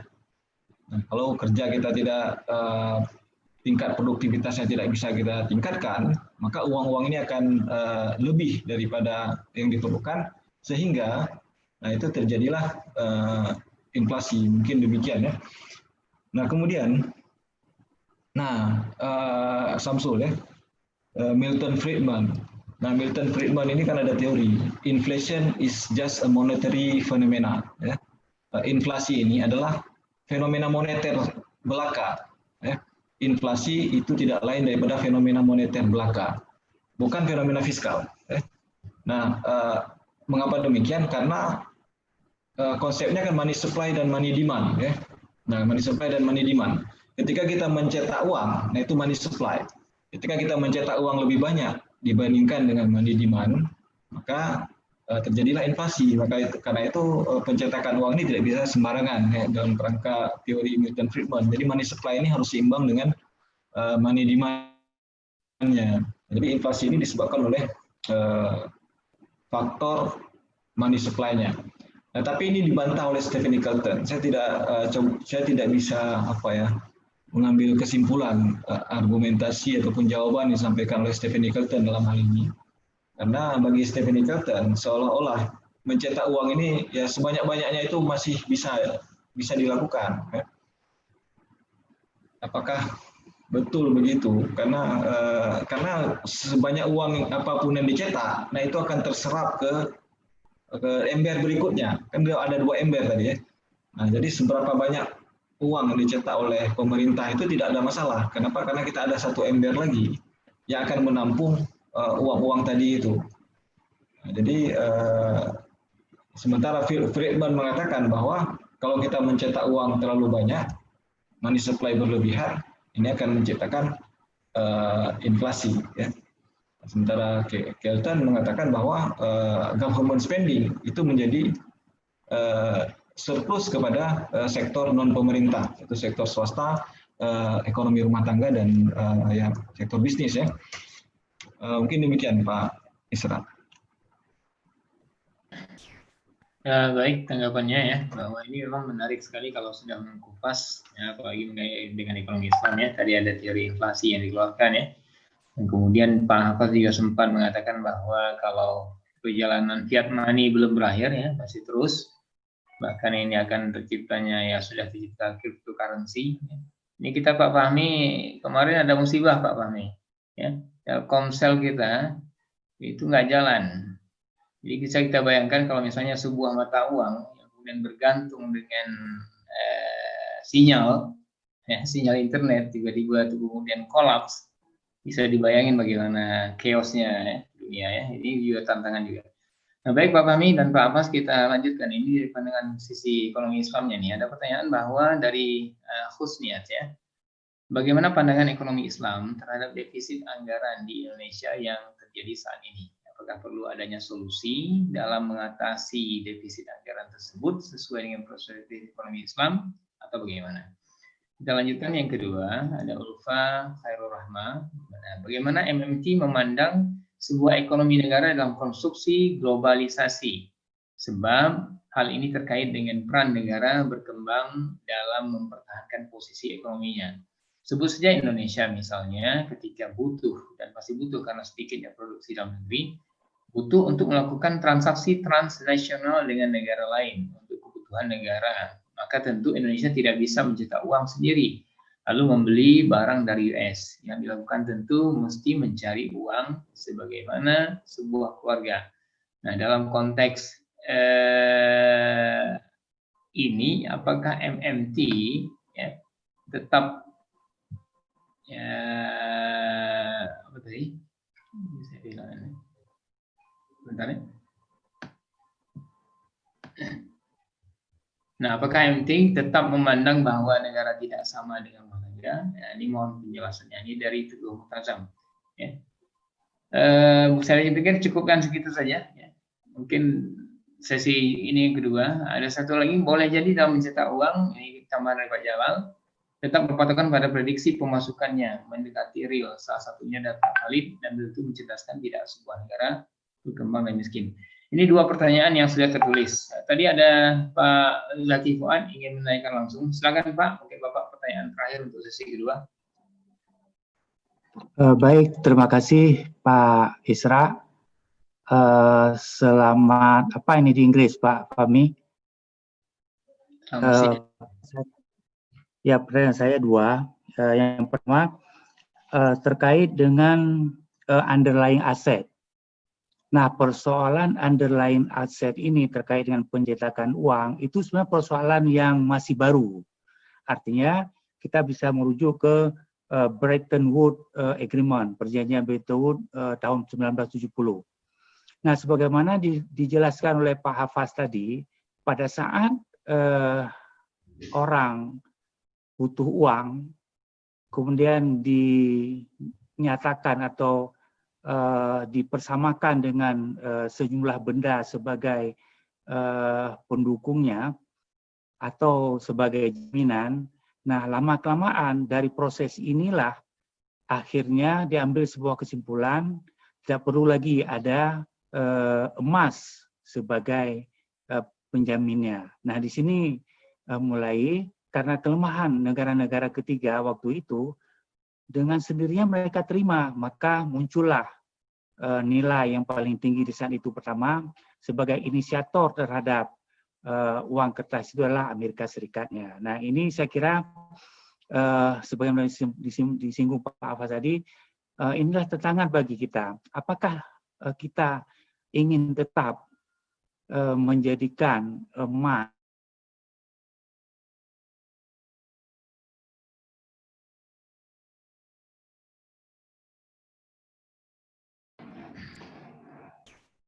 Oke, terputus Pak Zaki.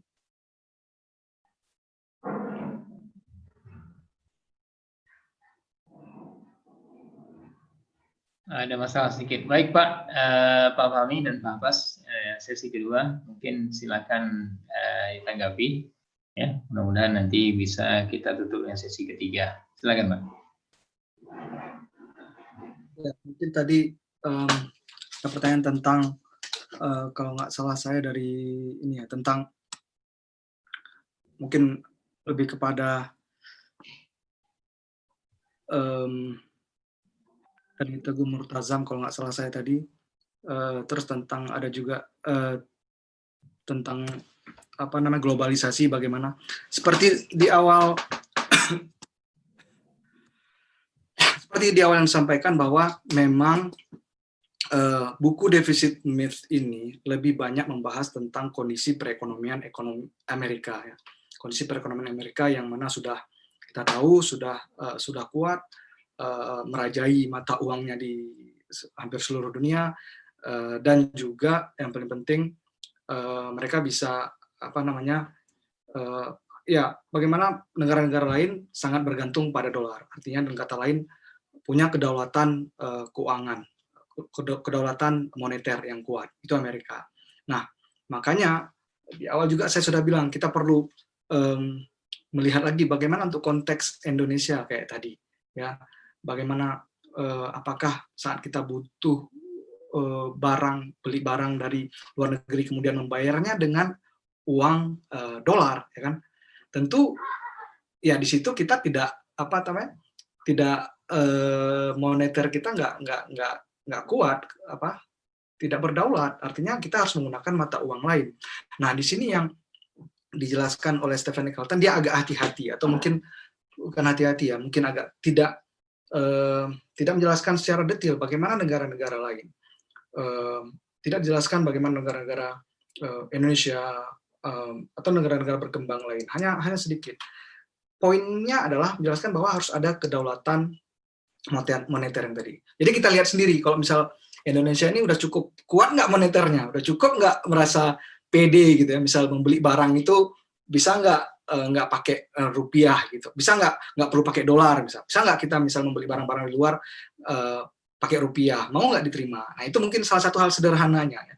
Nah jadi artinya kalau kita masih menggunakan mata uang non rupiah seperti US dollar, artinya ya kita perlu memperkuat lagi kedaulatan moneter kita di situ. Jadi ya masih lagi-lagi masih debatable, masih perlu diperdebatkan konteks ini untuk negara-negara yang berkembang seperti Indonesia.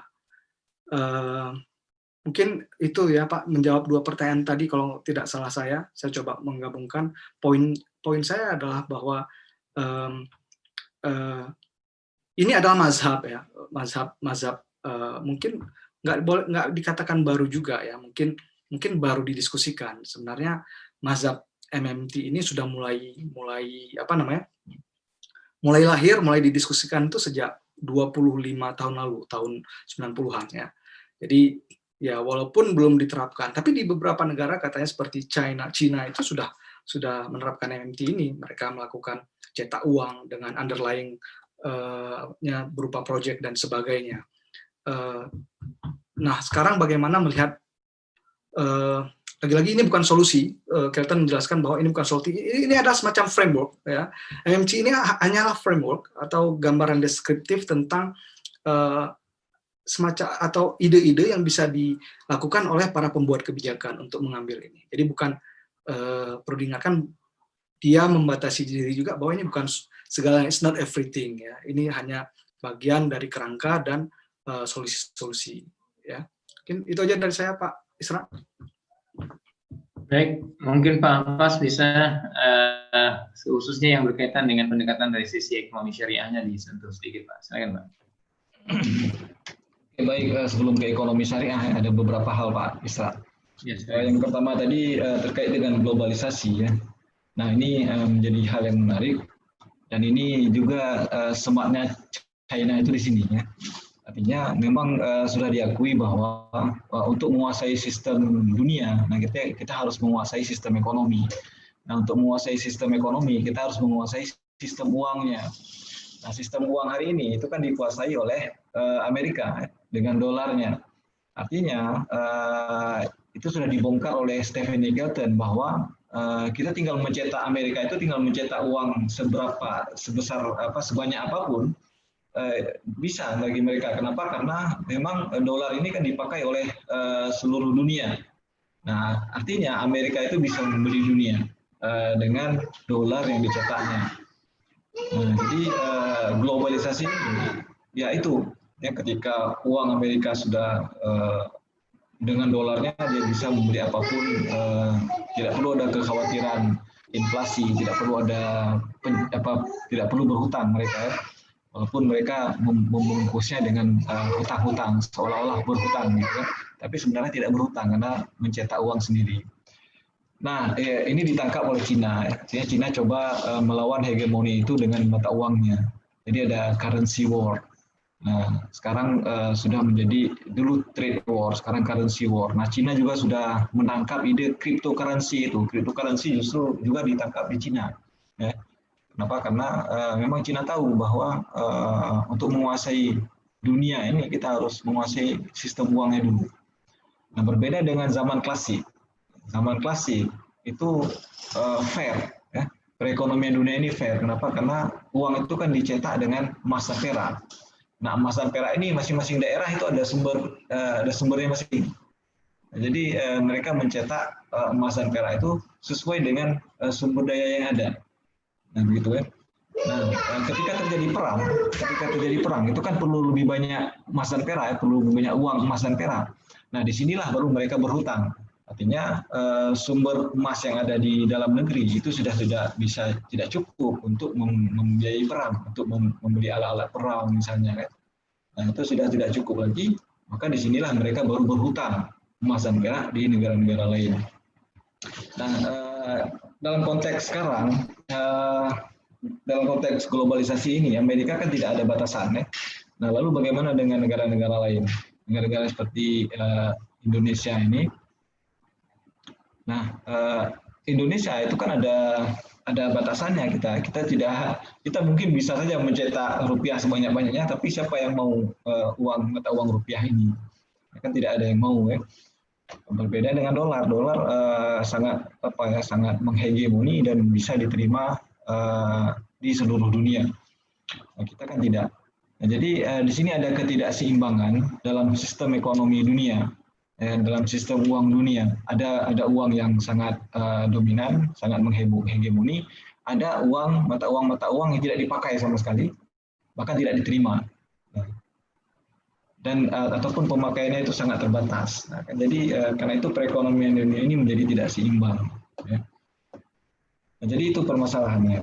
Nah, kemudian ada pertanyaan yang menarik dari Pak Alimin ya tentang debt ekonomi. Debt ekonomi bisa baca di chat. Ya. Nah, ekonomi berbasis hutang. Nah, mungkin untuk konteks Indonesia, nah di sini kita perlu berhutang. Karena ya kita mungkin bisa saja cetak uang rupiah sebanyak-banyaknya, tapi siapa yang mau? Mungkin kalau untuk transaksi dalam negeri bisa. Tapi ketika kita perlu sumber-sumber dari luar negeri, ketika kita harus melakukan pembayaran luar negeri, maka kita perlu dolar. Kalau dolar kita terbatas, maka kita kan perlu berhutang. Nah, disinilah negara-negara seperti Indonesia ini mulai berhutang. Karena kita perlu dolar untuk melakukan pembayaran impor. Nah, kalau sumber dolar dalam negeri kita tidak cukup, maka kita perlu berhutang dolar dari negara lain untuk kemudian kita melakukan pembayaran barang-barang yang kita impor. Nah, jadi ini muncul permasalahan hutang karena kita tidak bisa mencetak mata uang dolar. Nah, jadi di sini ada kita seolah-olah Indonesia ini menjadi currency user. Ya. Jadi kan Stephen Nicholson membagi dua, ada currency issuer dengan currency user. Nah, kalau currency user ini ya rumah tangga, artinya kita seolah-olah dalam struktur ekonomi dunia ini ya seperti pengguna saja, seperti rumah tangga ataupun seperti private business ya, yang menggunakan uang-uang yang diterbitkan oleh currency issuer. Currency issuer ini ya Amerika yang menerbitkan mata uang dolar. Nah, di sini terjadi ketidakadilan ekonomi. Seharusnya pemerintah itu kan currency issuer. Nah, dulu kalau dalam sistem ekonomi klasik, sebelum klasik, maksudnya ketika ekonomi sistem kerajaan-kerajaan zaman dahulu, itu semua negara currency issuer. Semua negara bisa menerbitkan emasnya masing-masing, dan emas ini bisa ditransaksikan, tidak ada emas yang menghegemoni. Dan masing-masing negara ada mata uang emasnya, dan mereka bisa memanfaatkan ini untuk berdagang di mana saja. Nanti baru terjadi pertukaran, gitu kan? Jadi mungkin demikian Pak Isra.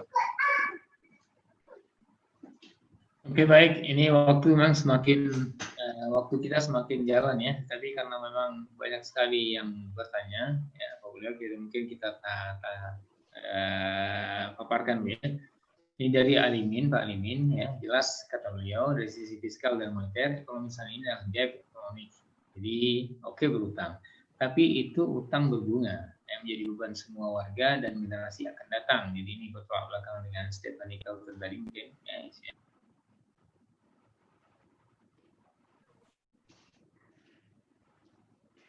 Dari ekonomi, lalu konjungtur ekonomi, lingkaran setan liberal yang dibenci Karl Marx terus terjadi. Nah, apa solusi makroekonomi Islam? Ini mungkin tanggapan dari di luar dari buku, tapi bagaimana pandangan Islam ya?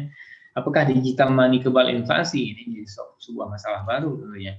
Karena kita bermasalah dengan inflasi. Creating money is also hidden tax. Nah, kemudian tadi Ulfa sudah ada bertanya ya. Bisa coba skip dulu ke yang lain ya, karena sudah. Jadi kita lihat dulu ya. Nah, ini baik. Saya pikir ini dari Pak Jalal juga. Pak Jalal sudah bertanya 2 kali. Kita coba lihat dulu dari yang lain. Baik, Pak Yudi Saleh juga Pak. Ini berulang ya, tetapi saya baca saja ya. Ini khusus untuk Dr. Hafaz ya. Dari Pak Yudi Saleh. Apakah bisa dikatakan bahwa defisit pemerintah yang produktif lebih baik daripada defisit konsumtif ya, atau operational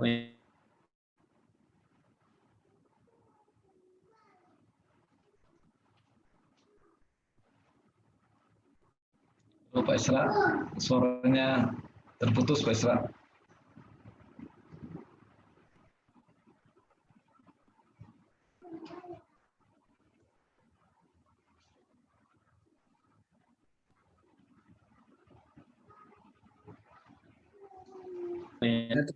untuk hal yang produktif ya. Jadi ini tadi apa Pak? Siapa yang mau berbicara langsung? Ada?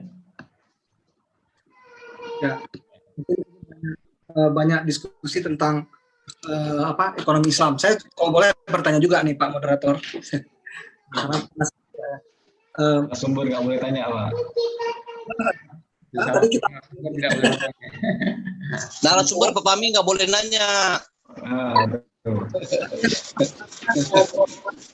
Ekonomi Islam kalau kita ini. Jadi ini juga mewakili pertanyaan dari para peserta sebenarnya bahwa bagaimana ekonomi Islam memandang defisit, memandang hutang dan sebagainya. Ini menarik juga.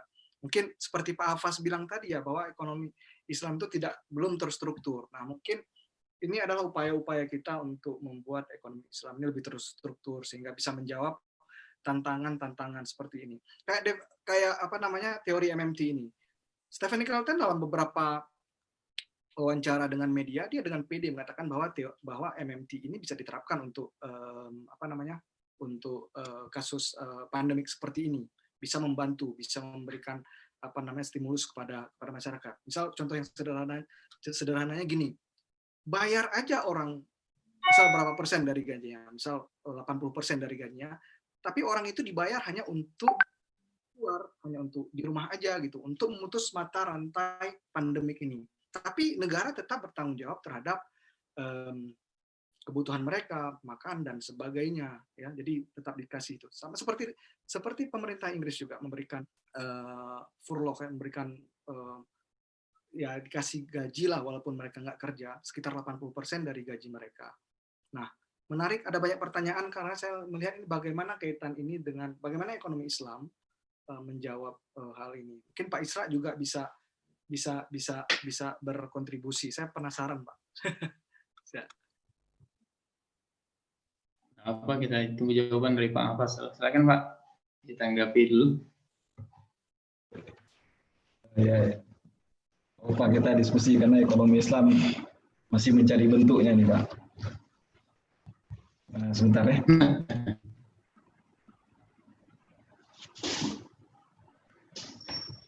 Oke, baik Pak Alimin, hutang berbunga. Ini kan ketika terjadi hutang ya. Nah, saya belum terjawab tadi oleh Stephanie Kelton. Apakah ada kemungkinan negara berhutang? Karena seolah-olah ketika saya membaca bukunya The Deficit Myth ini, itu seolah-olah pemerintah ini tidak akan berhutang sama sekali. Karena pemerintah ini kan currency issuer. Nah, mungkin dalam konteks Amerika itu benar ya. Karena ya pemerintah Amerika kan karena dia penerbit uang, maka ya tidak ada batasan, tidak perlu berhutang untuk untuk membiayai pembangunannya. Nah, kalau negara-negara lain, apakah bisa seperti Amerika? Saya rasa tidak bisa karena negara-negara lain ini tidak ada mata uang yang sama posisinya dengan mata uang dolar. Nah, ketika kita tidak sama posisi kita dengan mata uang dolar, maka kita itu statusnya sama seperti currency issuer. Ya. Nah, jadi dunia ini kalau bisa digambarkan dalam bentuk tadi, itu saya coba share screen lagi. Nah, mana tadi ya slide saya? Oke, nggak dapat. Nah, jadi kan kalau ada dua sisi tadi ya, currency issuer dengan currency user. Nah, currency issuer ini itu yang menerbitkan uang. Nah, ini pemerintah Amerika. Currency user ini selain private business, selain household, selain rumah tangga, nah itu juga negara-negara lain saya pikir. Negara-negara lain yang menggunakan uang Amerika ini, yang menggunakan uang dolar. Nah, jadi kita posisinya itu currency user. Nah, kalau currency user itu ada kemungkinan kita berhutang. Itu ketika kita tidak ada cukup uang untuk membiayai pembangunan, ya, untuk membiayai pembayaran-pembayaran yang dilakukan dengan uang dolar. Nah, lalu kan hutang ini dalam sistem dunia, hutang itu ya semuanya berbunga, tidak ada hutang yang gratis. Nah, disinilah lingkaran setan tadi seperti yang disampaikan oleh Pak Alimin ya. Nah, karena hutang berbunga ini, kita membayar hutang itu dengan dengan jumlah yang lebih banyak. Artinya kalau kita berhutang 1 miliar dolar, nah kita akan membayarnya seolah-olah 2 miliar dolar. Dan 2 miliar dolar ini dari mana? Dari produktivitas yang kita lakukan. Kalau kita tidak produktif dalam memanfaatkan hutang, ya kita membayarnya dengan sumber daya yang kita ada. Jadi itu efek dari hutang. Nah, kalau kita membayar dengan sumber daya yang ada, seolah-olah sumber daya kita ini kan sudah dikuasai oleh asing sebenarnya. Nah, ini yang disampaikan menjadi lingkaran setan tadi. Ketika kita sudah mulai berhutang, kita tidak mampu bayar, nah perekonomian kita akan terus tunduk di bawah hutang, tidak mungkin keluar dari hutang. Ini lingkaran setannya. Nah, apakah ekonomi Islam ada pandangan-pandangan seperti ini? Nah, kalau kita lihat itu ada pandangan-pandangan seperti ini. Tapi mungkin kurang solid argumentasinya. Nah, ekonomi Islam ini kalau saya bisa kita bagi kita bagi dua. Ada ekonomi Islam klasik, ada ekonomi Islam kontemporer. Nah, ekonomi Islam klasik ini itu ekonomi Islam yang masih sangat pure, yang masih sangat murni ide ekonominya. Ini bisa kita gali dari pemikiran-pemikiran ilmuwan kita seperti misalnya Ibnu Khaldun, Ibnu Taimiyah, Abu Ubaid, Abu Yusuf, kemudian Al-Maqrizi. Ini ekonomi-ekonomi yang masih sangat pure. Pemikiran mereka itu sangat Islami. karena bersumber dari ketika mereka membaca peradaban Islam, ketika mereka membaca realitas ekonomi waktu itu dihadapkan dengan sumber ilmu yang berasal dari Quran dan hadis. Nah, kemudian sisi kedua ya kita yang hidup saat ini yaitu ekonomi Islam kontemporer. Nah, ekonomi Islam kontemporer bagi saya itu tidak begitu pure pemikiran Islamnya. Kenapa? Karena kita sudah terjebak terlebih dahulu dengan konsep pemikiran ekonomi Barat. Nah, kita kan sebelum mengenal ekonomi Islam, kita sudah terlebih dahulu mengenal ekonomi konvensional, ekonomi mikro makro dalam peradaban dalam paradigma konvensional. Bahkan kita sudah hafal teori-teori ekonomi mikro, teori ekonomi makro itu di luar kepala kita. Nah, ketika kita melakukan analisa dalam ekonomi Islam, paradigma yang ada ini terbawa di dalam pemikiran kita. Nah, ketika dikatakan defisit misalnya, ya kita defisit itu seperti yang dijelaskan di dalam buku teks konvensional. Kemudian kita cari perspektif Islamnya. Nah, ketika kita mencari perspektif Islamnya ini, nah di sini yang saya pikir masih belum begitu solid. Ya. Sehingga paradigma yang ada ini itu terbawa di dalam pemikiran ekonomi Islam kontemporer. Ini yang menjadi PR. Karena itu kami bersama Ustaz Adi, di sini ada Pak Samsul juga, ada teman-teman lain mungkin yang sering join Zomineri pemikiran Pak Jalal juga Zomineri pemikiran ekonomi Islam, itu mencoba membongkar kembali, itu pun mencoba melihat kembali karya-karya ilmuwan awal, karya-karya ilmuwan klasik. Karena pemikiran-pemikiran klasik ini masih sangat murni, artinya idealismenya masih tinggi, kemudian belum begitu tercekcoki dengan gagasan-gagasan konvensional, sehingga banyak hal-hal menarik yang bisa didapat. Berbeda halnya kalau kita misalnya memposisikan diri seperti Stephen Eagleton. Dia dari awal kita sudah memposisikan paradigma yang dibangun di konvensional itu salah. Maka kita harus mencari alternatifnya. Nah, paradigma yang ada sekarang kan tidak seperti itu. Ekonomi konvensional ini benar selama kita tidak dapati bukti bahwa itu salah bertentangan dengan prinsip Quran dan hadis. Nah, paradigmanya kan beda ini. Kalau Stephen Eagleton mengatakan paradigma yang ada di konvensional itu semuanya salah, karena itu dijadikan mitos. Apa yang mereka kemukakan ini semuanya baru. Nah, sementara kita di ekonomi Islam itu berangkat dari kerangka tidak perlu menemukan not reinventing the wheel, misalnya tidak perlu menemukan roda baru, karena ekonomi konvensional ini ya sebagiannya bagus mungkin ya. Jadi berangkat dari paradigma itu baru kita mencari sisi-sisi yang bisa kita Islamkan.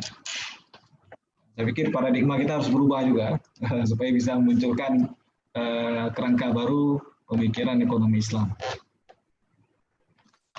Iban, Pak Isra. Baik, jadi begini, ini waktu memang sudah semakin sempit ya. Saya kecil saja, ya. Kalau kita kembali memang kepada sirah ya, pada sejarah Rasulullah, jelas Rasulullah tidak membangun ekonomi dengan hutang. Nah, ini satu fondasi ya. Bahwa sejak beliau hijrah ke Madinah, ya, beliau melihat ada satu satu-satunya sumur yang dimiliki oleh Yahudi, yang itu sifatnya menjadi monopolistik, ya, di mana itu inelastik, di mana si Yahudi bisa menaikkan harga sesuai dengan sesuka hatinya. Rasulullah memandang ini sumber energi yang penting. Nah, bagaimana kemudian menguasai sumber energi ini? Nah, ini tentunya Rasulullah mengajak sahabat untuk sedekah dan wakaf. Nah, jadi sedekah dan wakaf ini menjadi sebuah kebijakan atau sebuah upaya dari masyarakat dan negara tentunya. Nah, begitu terakhir singkat cerita bahwa Utsman bin Affan berhasil membeli ya sumur yang dimiliki oleh Yahudi ini, maka kemudian pembangunan ekonomi Islam itu di Madinah begitu lancar. Nah, demikian juga kita lihat dalam sejarah-sejarah Turki ya, dengan mereka menerapkan wakaf yang begitu baik sekali. Jadi ini sebuah hal yang memang tentunya berbeda. Kalau kata Pak Hafaz tadi, Eagleton tadi begitu tidak percaya pada kapitalis, tapi di sisi lain dia tidak menemukan ada sisi yang cukup baik dari sisi Islam yang bisa kemudian membuat negara itu lebih independen ya, lebih bisa untuk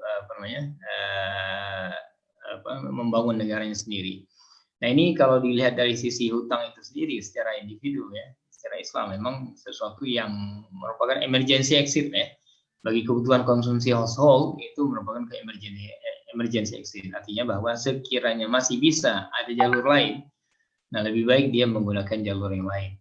Nah tentunya ini bukan sesimpel itu tentunya ketika kita berhadapan dengan ekonomi yang terjadi pada saat ini, di mana sekarang berkembang ekonomi keuangan yang seperti ini ya. Kemudian kita juga ada digital money, cryptocurrency, dan kemudian teori-teori ya, sebagaimana yang dikatakan ya apa namanya, the three satanic pillars in finance atau in economics. Yang pertama adalah tentu ini ada apa tanggapan tentang fiat money, kemudian ada juga pada perbankan itu fractional reserve system ya, kemudian juga riba. Ini hal-hal yang mungkin masih panjang Pak Hafaz mungkin didiskusikan ya. Saya pikir saya juga tidak menambah dari materi kita. Hanya saja ini karena waktu yang sudah begitu larut, khususnya bagi teman-teman di Jakarta, dan juga sudah ada yang meminta izin Pak Hafaz, ada yang kirim salam dari Bahrain, ya. Kemudian ada beberapa pertanyaan yang tidak saya sebutkan ya, dari Teguh, saya mohon maaf ya, karena memang waktu kita.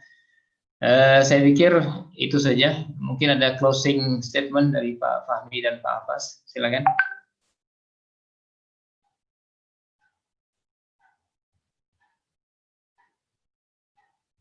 Ya, mungkin ya seperti tadi ya, hari ini kita membahas tentang buku Deficit Myth ini. Artinya ini bukan karya akhir ya, ini suatu kerangka yang ditawarkan oleh Stephen Michelton dan kawan-kawannya sesama pendukung teori MMT ini. Jadi ini nggak saklek, nggak menutup kemungkinan untuk perbaiki dan sebagainya. Jadi ya kita perlu masih banyak belajar lagi bagaimana apa betul defisit myth itu ada gitu. Dan yang paling penting adalah untuk konteks Indonesia bagaimana, karena di buku ini tidak, ya seperti saya udah katakan tadi, tidak menjelaskan secara detail untuk konteks negara-negara berkembang seperti Indonesia akan seperti apa, bagaimana, apa yang harus dilakukan oleh pemerintah, apakah bisa dengan mencetak uang saja seperti yang dilakukan negara-negara maju seperti Amerika. Mungkin itu aja yang tambahan dari saya sedikit. Ya. Baik, silakan Pak Hafaz. Oke, ya.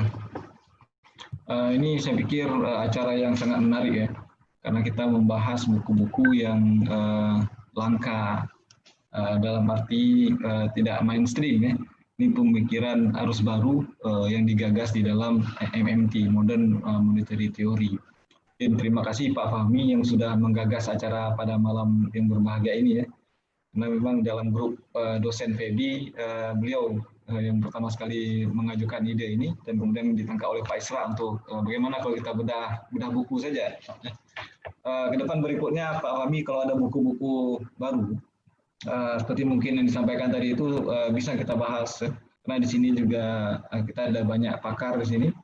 Teman-teman yang lain bisa menjadi pembahas bedah buku berikutnya. Kami mohon kesediaannya teman-teman yang lain untuk sumbang pemikiran, membahas bedah buku. Mungkin nanti bisa di-share oleh Pak Fahmi kira-kira topik apa yang menarik ya. Ataupun mungkin ada ide-ide dari teman-teman yang lain, buku apa berikutnya yang kita akan bahas, kami terima, bisa kita atur Zoom-nya, karena UIN Haradiniri sudah ada Zoom yang gratis, bisa kita manfaatkan. Bagi ekonomi Islam ini menjadi catatan penting, karena ini menjadi tugas kita semua, ilmuwan-ilmuwan yang terlibat di dalam pengembangan ekonomi Islam.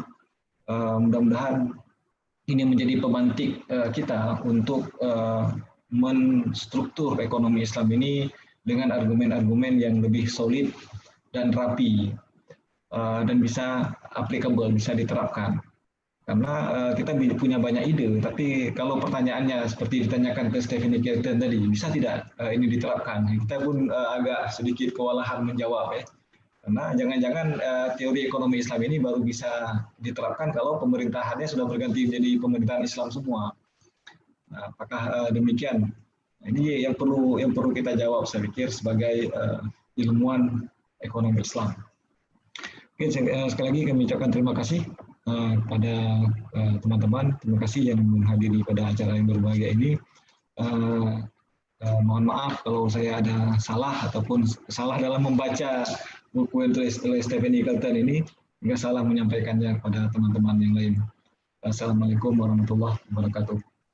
Waalaikumsalam warahmatullahi wabarakatuh. Baik, ini kalau di chatting memang masih banyak ya. Ada komen-komentar, silakan dibaca sendiri. Ada yang lucu juga nih. Pak Jamin mengatakan sangat menarik bagi saya, defisit myth benar-benar myth.